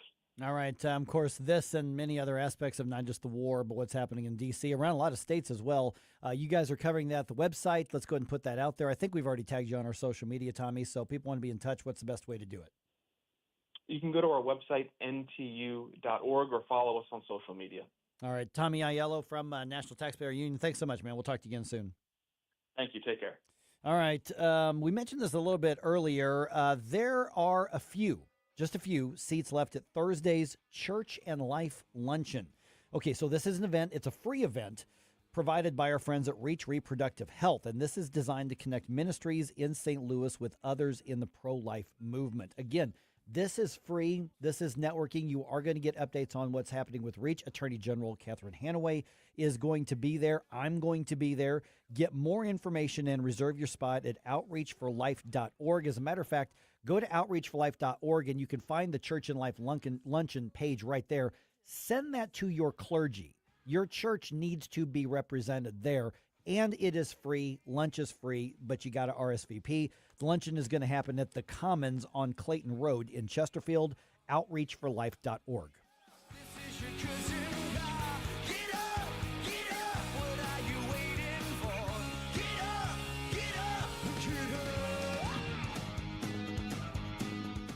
Mike Ferguson in the morning. Democrat policies don't work, and they destroy every community that they are in charge of. On News Talk STL. Hey, it's Susie Moore. If new flooring makes you think hassle, think again, because Michael's Flooring is changing the game. For over 30 years, Michael's has been locally owned and trusted for quality, variety, and amazing service. Whether it's carpet, hardwood, laminate, luxury vinyl, or ceramic tile, their expert team makes installing new floors exciting, not stressful. That's why customers keep coming back. Visit Michael's Flooring at St. Peter's, Starting Prairie, Creve Coeur, or online at igotfloored.com. That's igotfloored.com. Hi, this is Mark Harder with RE/MAX Results, the region's largest RE/MAX real estate brokerage. It is cold outside, but the real estate market is hot. This is a great time to buy or sell a home. Interest rates are also declining, which gives you more buying power. Someday is not a day on the calendar, but today is. Call me at 314-852-8933 for a free custom home buying plan. 314-852-8933.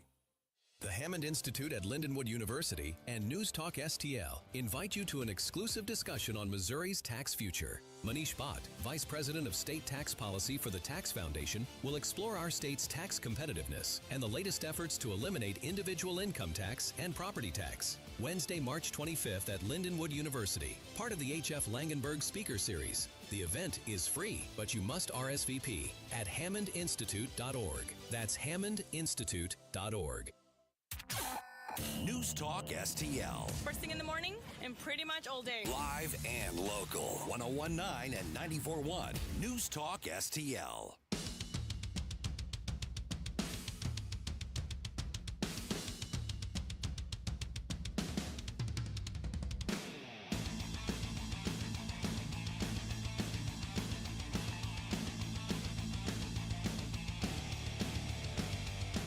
Larry Connors here. I begin my morning every day with the Mike Ferguson Morning Show while I'm doing my 10-mile run. Catch my program at 6. Now, back to Mike.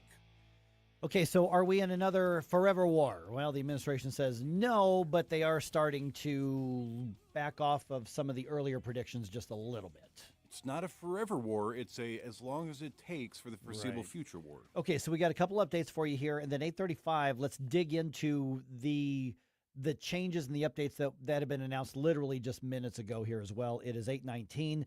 Drama continues even after the first round of the primary election in Texas. Results are going to impact the entire country, and the races aren't over yet. Redbirds back on the field. Blues back on the ice tonight. It is 8:19, almost 8:20. Let's go ahead and do one more news dump. Successful dump. Wake up, America. It all worked out. They got all the news.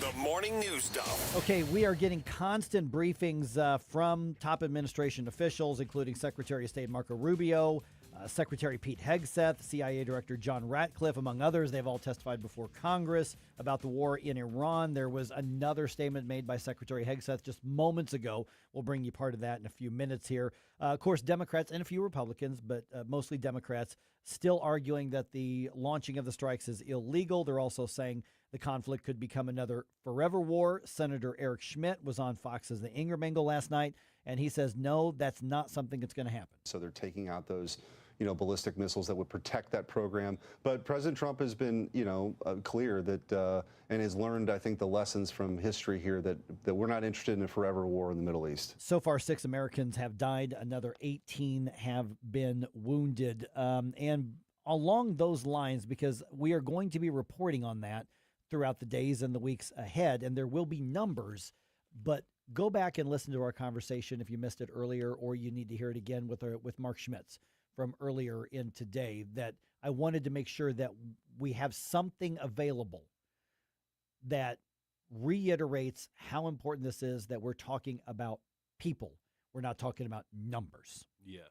Yeah. And it's that much more impactful when it comes from somebody that had to get that call and is devoted their life's work now to actually helping those that are also going to be receiving the call as well. Right. Exactly. All right. And President Trump lashing out at Spain for not actively supporting U.S. military attacks on Iran. During an Oval Office meeting with Germany's chancellor, the president complained about Spain's lack of support for the war against Iran, at one point saying that U.S. military jets could just fly in and use Spain's air bases without permission. We're going to cut off all trade with Spain. We don't want anything to do with Spain. It's unclear how that could happen, given that Spain is under the umbrella of the European Union, which negotiates trade deals on behalf of all 27 member countries.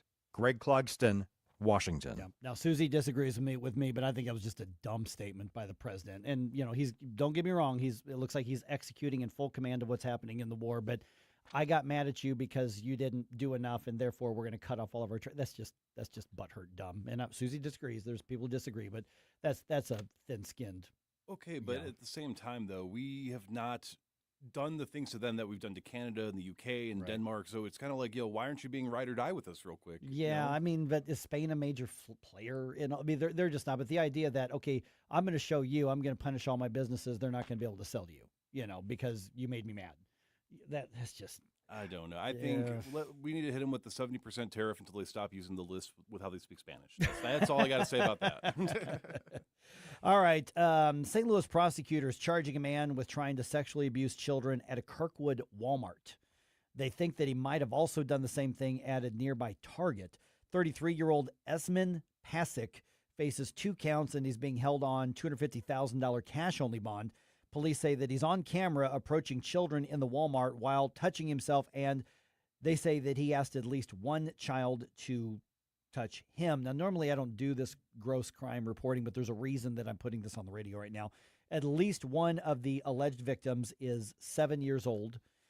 Police think that 3 other children were approached between the 2 stores, and they are asking families, if that was your child, they're asking you to contact the police or the prosecutor's office because they want to put this guy away for a long time, but they need to hear from the other victims as well. And so they know it happened, or they tell us they know it happened, and so they really need to get that information so they can prosecute. I mean, if you want somebody to touch them, I'll touch them. It's not going to be a gentle touch. It's not going to be the kind of touch he was probably hoping for, but I will be happy to oblige by him. With the knuckles right there on the right there. Yeah. Yep. Yeah, that would be justice, but they're doing the next best thing, which is prosecuting him, and assuming that he was proven guilty beyond a reasonable doubt, then you throw him in jail. And guys who abuse children, I hear they do really well in prison. He'll get a lot of touches then. Yeah, no kidding. All right, House Oversight Committee Chairman James Comer was on Fox's Jesse Waters Primetime, kind of reviewing a lot of that video and that deposition of the Clintons that happened a few days back regarding their ties to Jeffrey Epstein. She said under oath multiple times she never met Jeffrey Epstein. Even when we showed the picture of her with Jeffrey Epstein, she said she didn't remember meeting with Jeffrey Epstein. President Clinton admitted that Jeffrey Epstein was at the White House 17 times. President Clinton admitted that he flew on Jeffrey Epstein's plane at least 27 times. Well, okay. I mean, you got him. What are we going to do with it? Well, I mean, yeah, I love that the Republicans are like, we're going to get to the bottom of this, and I've lost confidence that they're looking for anything other than a political advantage, for the midterms at this point. Yeah. Now, on the one hand, I mean, I'm not familiar with the photo that they were talking about, but I can imagine Bill being basically cheating on Hillary with Epstein this entire time. I can imagine her not having as much recollection of Epstein, but at the same time, maybe this is the first step towards going through the foundation and seeing where these payments were coming from. Maybe if they do something with it, then okay. There's, probably. I'm not going to hold my breath. I'm not either. Okay, some of the Texas primary elections are moving into round 2. In the Republican race for U.S. Senate, Senator John Cornyn is being pushed to a runoff against Attorney General Ken Paxton, and the winner of that race will face State Representative James Tallarico, who beat Congresswoman Jasmine Crockett in the Democratic primary for U.S. Senate, and Tallarico got like 53% of the vote. It really wasn't that close of an election. Congressman Dan Crenshaw, once a rising star in the conservative movement, he lost his primary by a double-digit margin. He got thumped. I did not see that coming. Thumped, yeah. In Texas, a runoff happens between the top 2 candidates if no one gets a majority of all of the votes cast. Okay, here's an interesting story out of Colorado. Some Democrats want to legalize, there's a difference between decriminalize, legalize prostitution. Here's the story. The bill would remove all criminal penalties for the practice and void all local laws against it. Maine has decriminalized prostitution, but so far no state has made it fully legal everywhere within its borders. The 4 Democratic sponsors of the legislation, 3 of whom are women, claim that the measure would improve the health and safety of prostitutes. At this point, the bill's fate in the Colorado legislature is uncertain. Michael Harrington reporting. I mean, I think this is an interesting development. When you look at things that we typically think of as vices, alcohol, drugs, this kind of thing, prostitution, gambling, we've got a massive trend in this country to at least decriminalize, if not legalize. Among the thoughts, bring it above board. It can at least be regulated, and you can keep the black market destruction out of it. Does that work in something like this? I mean, is there anything healthy about this particular industry? Absolutely, positively not. But is it better to bring it above board than to keep it underground? I don't know the answer. I mean, yeah, I can see pros and cons going both ways of it both being exploited, now legally exploited versus... But would they be exploited if it's legal and there's regulations and it's just another business? Well, I mean, there are people that might be pressured into doing these services that might otherwise not. So above board, it seems like they're consenting, but ulterior motives behind the scenes. And then it becomes harder to prosecute the people that are pressuring them because technically they signed up for the job. I can imagine, with STDs and stuff like that, maybe it stops some of those spreads. But overall, I mean, I just hope that they're actually consulting people that would work in that industry or have worked in that industry to come up with these guidelines. I just think the bigger picture that there are lawmakers who are willing to put their name on a bill to address that, I think shows you that there's been a big shift in how we think about some of these vices. And saying that we need to change the legal status does not mean that you think it's a good thing or you're promoting it. But there are some people who say, should we at least? I mean, it's like what we did with marijuana over the past 5-6 years. Well, and then also there's a whole thing that, I mean, amateur-produced adult films are legal, and that's, Right. and so it's how much different is it if you just remove the camera from the situation? Yeah, I don't know. All right, a couple sports things. And by the way, it is still legal for politicians to completely prostitute themselves and their principles, just so you know. All right, the Cardinals play Nicaragua this afternoon as the baseball world gears up for the World Baseball Classic. Matthew Liberatore will be on the mound to start this one in Jupiter. He'll probably go 2 innings, 3 innings at most. First pitch is at 12:05. Team USA, we told you about this yesterday, played the San Francisco Giants. Mm-hmm. So the best American players all on one team against a very good Major League Baseball team, and Team USA beat the Giants 15-1. Oh, wow. I mean, it looked like they were taking batting practice late in that game. I mean, at what point do you not just have a mercy rule? Well, and say, see, look, that's the thing. We have that in old man baseball. This game would not have been allowed to go all 9 innings in my league because it was such a thumping on there. All right, the Blues are on the road tonight playing the Kraken in Seattle. This one is going to be on ESPN+. Puck drops at 9 o'clock our time. Blues still in last place in the Central Division with a 22-29-9 record so far, but they have won 2 of their last 3 games.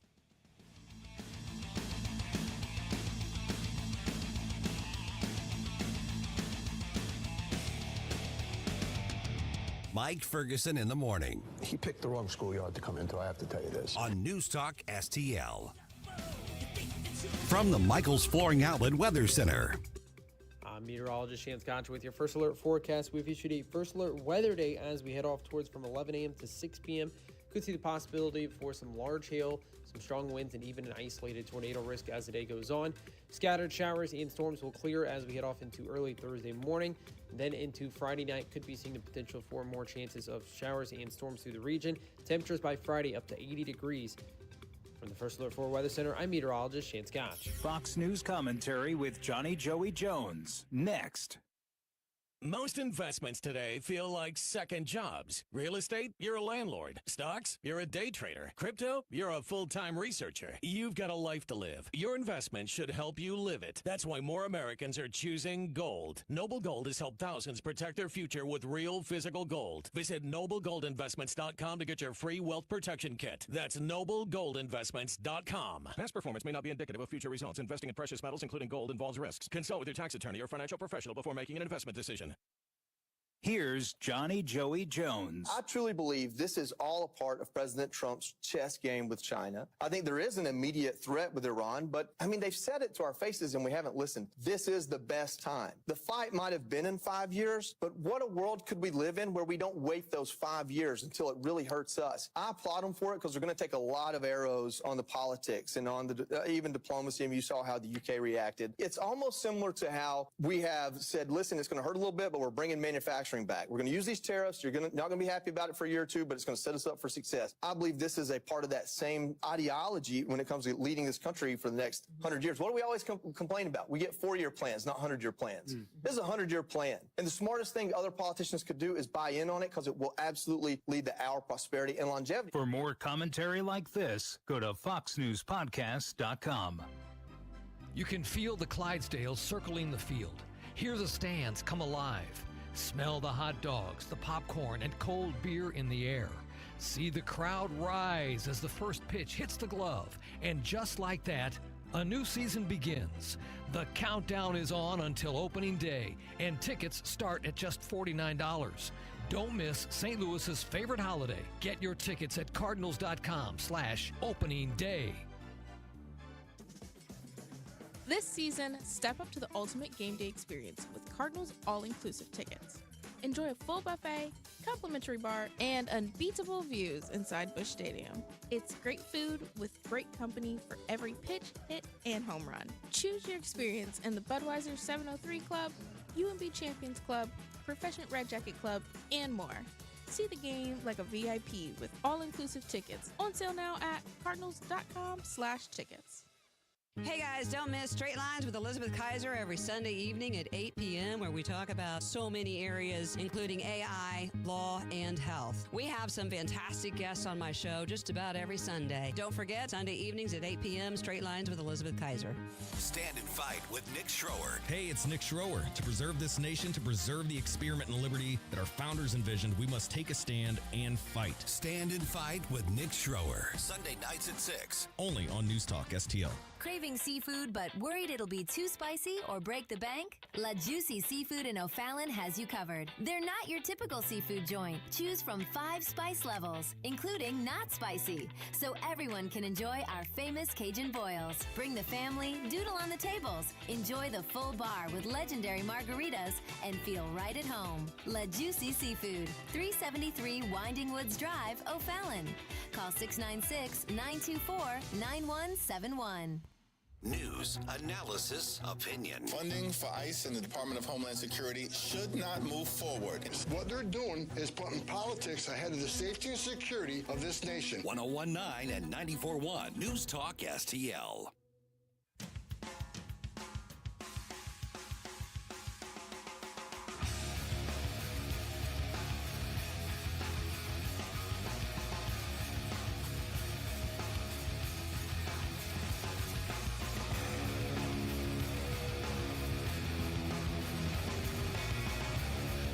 Hi, it's Vic Porcelli. And Ken. Hi, Ken. Hey, Vic. Ken and I are on every Monday through Friday here on News Talk STL. Right now, you're listening to Mike Ferguson in the morning on 1019 and 94.1 News Talk STL. Whoosh, my morning people. 101 straight up says politicians prostitute themselves and they have a taxpayer-funded slush fund to pay for their sexual dalliances. That's actually true. There is actually a fund to pay for settlements for literally for like sexual stuff of politicians. That's absolutely correct. I mean, it's like it's funny, but it's not.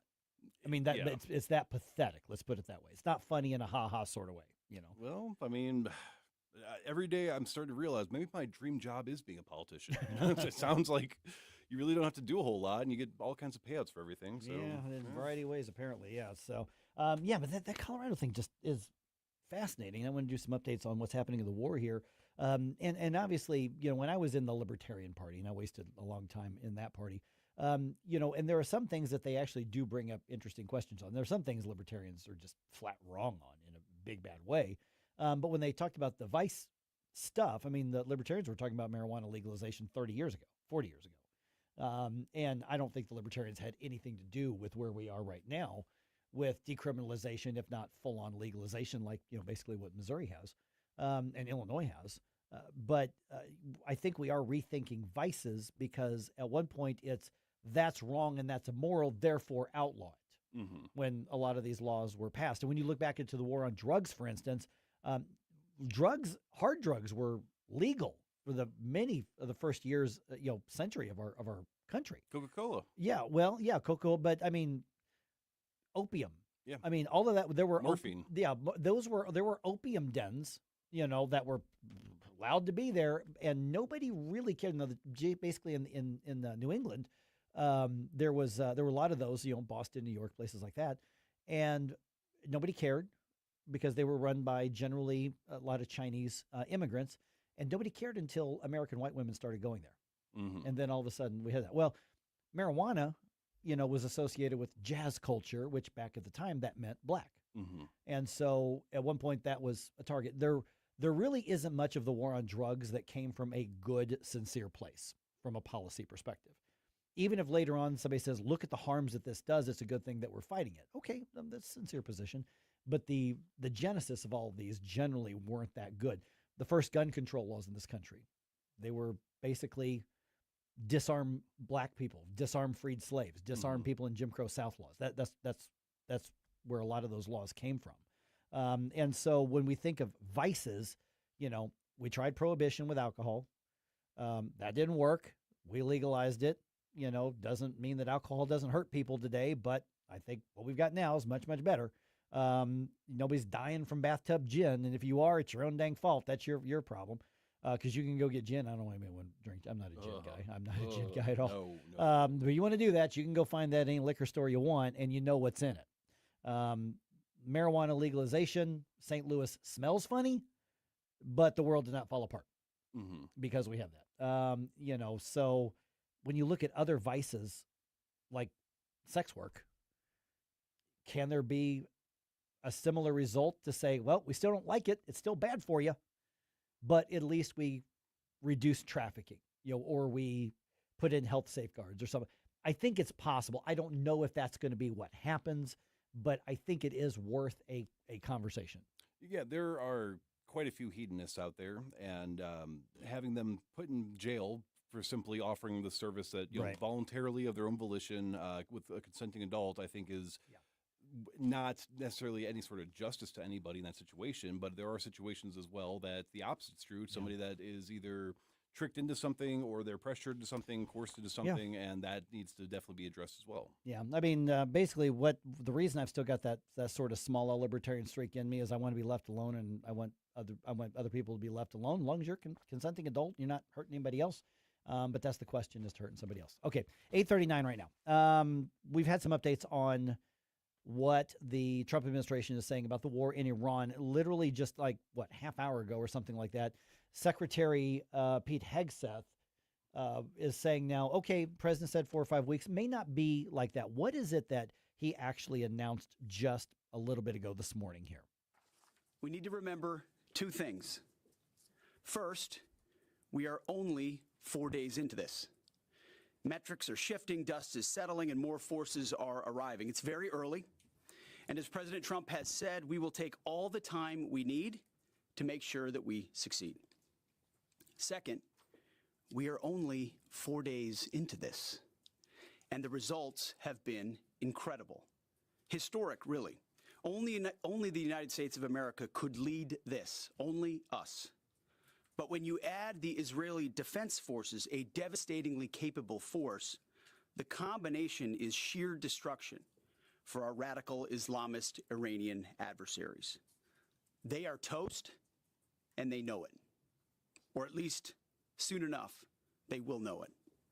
And we have only just begun to hunt, dismantle, demoralize, destroy, and defeat their capabilities, just 4 days in.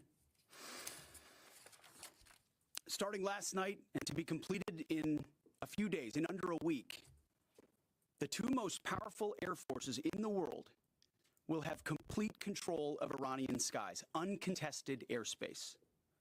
I hope all the folks watching understand what uncontested airspace and complete control means. It means we will fly all day, all night, day and night, finding, fixing, and finishing the missiles and defense industrial base of the Iranian military, finding and fixing their leaders and their military leaders, flying over Tehran, flying over Iran, flying over their capital, flying over the IRGC, Iranian leaders looking up and seeing only U.S. and Israeli air power every minute of every day until we decide it's over. And Iran will be able to do nothing about it. B-2s, B-52s, B-1s, Predator drones, fighters, controlling the skies, picking targets. Death and destruction from the sky all day long. We're playing for keeps. Our warfighters have maximum authorities granted personally by the president and yours truly. Our rules of engagement are bold, precise, and designed to unleash American power, not shackle it. This was never meant to be a fair fight, and it is not a fair fight. We are punching them while they're down, which is exactly how it should be. Okay, Secretary Pete Hegseth right there giving that update just a little bit ago this morning here. And then at some point he said, okay, well, this could be, what did he say? Could be 7 to 8 weeks? 8 weeks. 8 weeks on it. And I completely understand that the administration does not want to box itself into a timeline. So people go, aha, you said this, and it's this plus one. But at the same time, I think there is apprehension about a so-called forever war. Yes. I think there really is. Even I think a lot of people who are on board saying this needed to happen. For those who say, yeah, but we don't need to be there for 10 years. We don't need another thing where we've got to show for. So as the timeline now has been extended just a little bit, and again, if they come back in and say, no, we were able to do it in 5, then they look all that much better on this. What I'm not hearing is that they are planning for the post-regime Iran, which is probably a smart move to not be talking in those terms, because Iran is not done fighting. Now, they can't compete with the U.S. and Israel, but they're not done fighting. They are very happy to get blown to smithereens in their Islamic cause. Yeah, there was a televised statement issued by the current Iranian regime, basically saying that we are prepared to basically devastate everybody in our immediate region because we're mad that this happened. Right. Going back to the idea of liberating the Iranians, President Trump, I found a clip from him a while ago that I don't have with me right now, but basically he said that everybody that they had considered to be the replacement to stabilize, they were all accidentally killed in the strikes. So they had a group of contenders, of people that they trusted to be pro-U.S. interest, anti-Ayatollah, that would be people that they trusted to take over and to kind of help stabilize Iran, and then turns out that they all got blown up. So it does not, from what I'm seeing, and again, Iran's a massive landmass. Yeah. People don't understand how big of a landmass this is. There is still, I'm talking estimates of over hundreds of thousands of people in different parts of Iran that are actually saying we will not surrender, death to America again. They're not seemingly as enthused or excited about what's going on. And of course, the people that currently have control over the military, whether parts of society we don't really know, I guess, but whoever is in control of the military is still loyal enough that they're retaliating to everybody that they consider complicit with Operation Epic Fury. So missiles are going to be flying all over the region, and they're going to reach as far. And the more certain the defeat becomes, my guess is, the more aggressive the Iranian regime is going to be. That in their mind, in a kind of a sick way, go out in a blaze of glory and take as many people down as possible, because they're not thinking of this in terms of military strategy. Once again, and we mentioned this history, they're thinking this in terms of Islamic revolution and jihad against the infidels around the world, chief of which are Israel and the United States to them. Yeah, and so what I'm seeing in terms of the updates as well, so I'm on it's called Market Watch. It keeps track of the different stocks and everything going on in the markets. It does look like we're actually seeing a bit of an uptick. We were down quite a bit for the past couple days, but we're steadily seeing a very progressive upward tick, which is good. It looks like we did, U.S. submarine did sink a Iranian warship that was in international waters near the Indian Ocean. And the Iranians have sunk 4 oil tankers. Yes, and it looks like despite China's warning and everybody else trying to get the Strait of Hormuz to continue to be open, traffic is down currently by about 90%. Is it 99? It was 80 early this morning. It's 90 now. As of 11 minutes ago. That would not surprise me. The Qatar Energy, which is one of the largest exporters globally for liquefied natural gas, has shut down all operations. They issued a statement. I can't remember. Let me see if I can. There's so many updates being posted. It's hard to keep track of all of them. But basically, they're not going to be operational for a while, so that might affect natural gas and energy as well. Yeah. Now we produce so much natural gas that we should be able to fill that void here. What we're talking about, and was what we talked to Tommy Aiello about a little bit ago from National Taxpayer Union, the sting on that isn't that we're going to be short of natural gas. We got plenty of LNG here. We got plenty of natural gas in the United States. We're kind of the Saudi Arabia of natural gas here in North America and the United States. But it's a lot of places sell this to other places, so it's revenue and taxes and things like that that's going to sting. Now, yesterday, Mike Huckabee, Israel ambassador, U.S. ambassador to Israel, Mike Huckabee, issued a statement on X saying that if you were trying to leave Israel, if you're an American citizen trying to leave Israel, that you're on your own, that it's up to you to find a way to come out, that they can't do anything. It does appear that the military is currently working on ways of helping Americans get out of the Middle East. There's a tip line and everything for instructions for safe passage. So yeah, the Americans should not be anywhere in the Middle East right now. If you are not an active part of the military, you should get out of there. Yes, and it looks like there are other countries that are also being drawn into this in that region as well.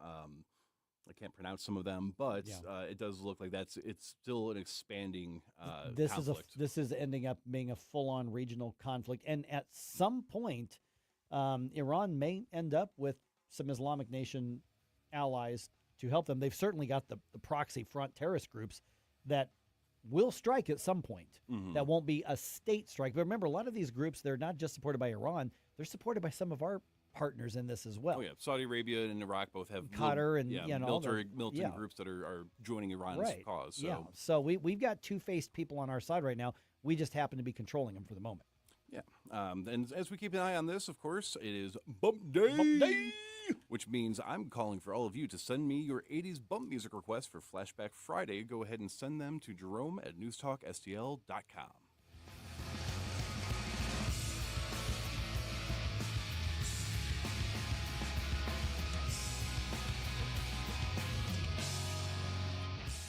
I have never been so happy to hear about some road construction coming to an end because my friends at Mario's, they were basically cut off from the whole world. And that means I haven't had my Mario's Donuts in a while.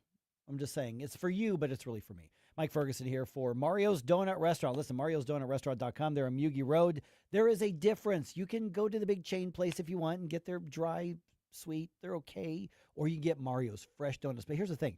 Breakfast, lunch, dinner, also catering. Sometimes you need a cup of coffee. Go hang out there. Mario's on Mugi Road. Get their tiramisu for dessert. Get their sandwiches. Get their wraps. You can get even healthy stuff at a donut restaurant. Mario's Donut Restaurant. mariosdonutrestaurant.com. I am telling you, there is a difference.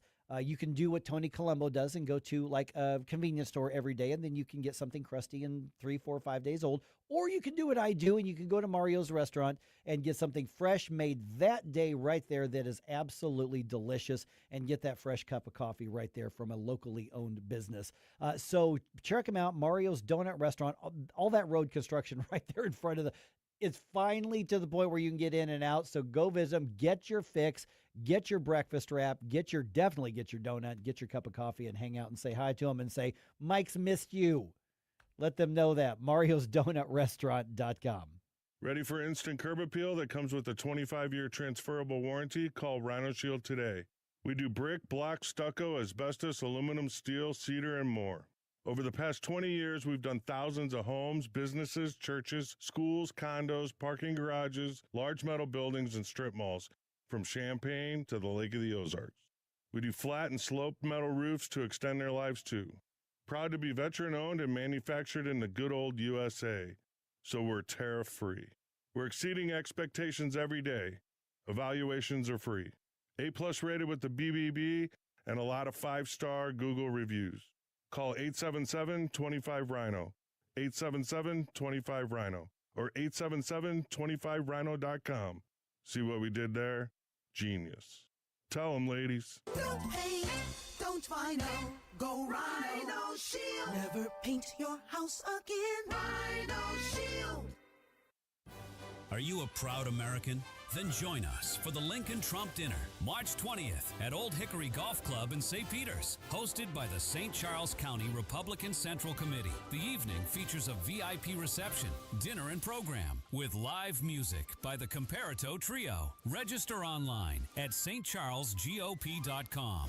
Don't miss this celebration of America's 250th year, the Lincoln Trump Dinner. See you March 20th.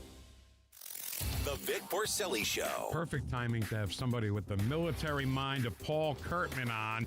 That'll be happening after we play The Bee or Not the Bee. That's happening Wednesday at 9:25. Weekday mornings at 9 on News Talk STL.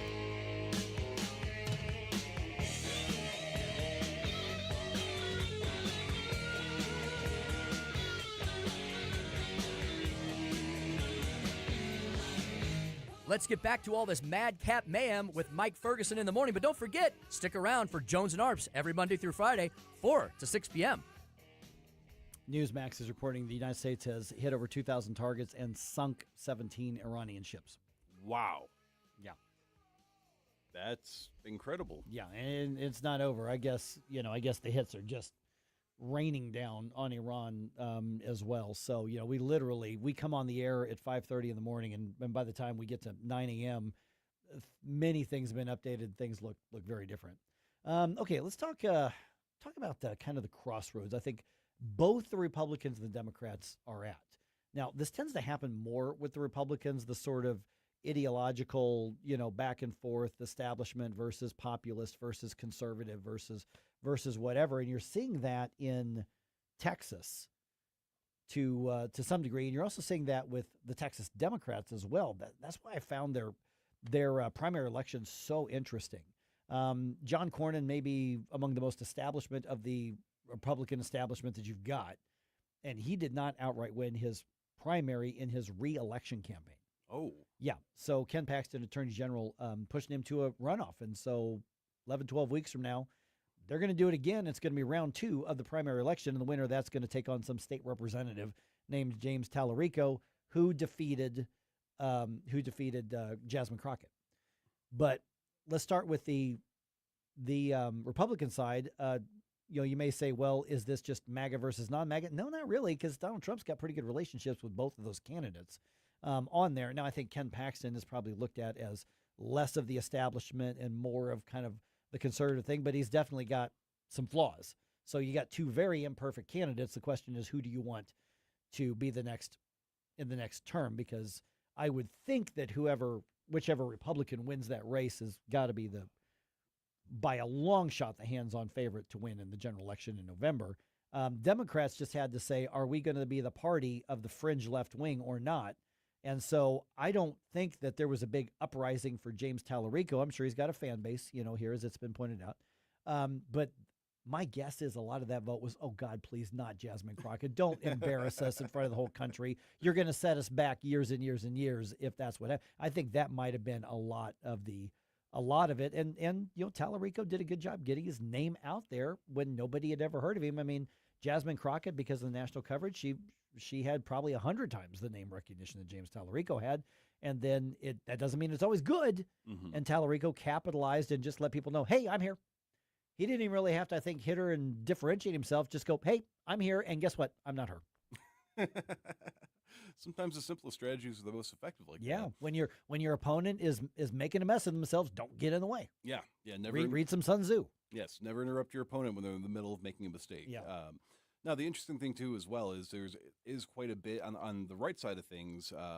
There are a lot of people that are not happy with some of President Trump's decisions. Sure. And so there is a couple conflicting calls. I don't think that any of the President Trump loyalists are going to stay home for the elections. I think they're going to reelect the people that they view as good for the MAGA movement. But it's on the other side of things where some people are saying that I'm just not going to show up, which that's what Republicans have to worry about. Yes. So there's that element of it, or it's the who does not have a Trump endorsement / who's not running on a MAGA ticket, we'll vote for them as long as they're right. Yeah, leading. I mean, I don't know as we head into the final midterm of the Trump term. I don't know that the Trump MAGA endorsement is going to carry the weight that it used to. It'll carry some weight depending on where it is. I don't know that it's going to. I mean, during his first term, Republican didn't have that, scepter blessing you. You were sunk. I don't think that's the case now. Matter of fact, one of Trump's nominee or one of Trump's endorsements, one of those statewide races, I forget which one, actually lost significantly. So I don't think it's the Midas touch the way that it used to be. But let's not kid ourselves. It still carries a lot of sway with a lot of Republicans. Yeah. So I guess it really depends on how deeply red your district is, whether or not it's going to be even matter if you're mad at Trump right now and you're mad at the MAGA movement and you're like, I'm going to stay home and they can deal with it without. Well, it may not matter. It may be that your neighbors are all like, well, we like this guy. Well, I know, but you've also got for instance, the Second Amendment community. Yes. Mad at Republicans right now. And they're not going to go campaign for Democrats. They're not going to go campaign to get Republicans. But they can easily say, no, we're not going to spend, X number of dollars mailing to our own membership. And you do this one on your own. Yes. And that makes a massive difference because if this particular group, and you think about the different elements of the conservative movement, but, MAGA and conservative aren't really the same thing. MAGA is a very populist movement. And you look at, for instance, the pro-life community. There's now a little bit of squawking, from the pro-life community. There's a lot of squawking from the Second Amendment community for a lot of good reasons. And so, it's a delicate balancing act at best.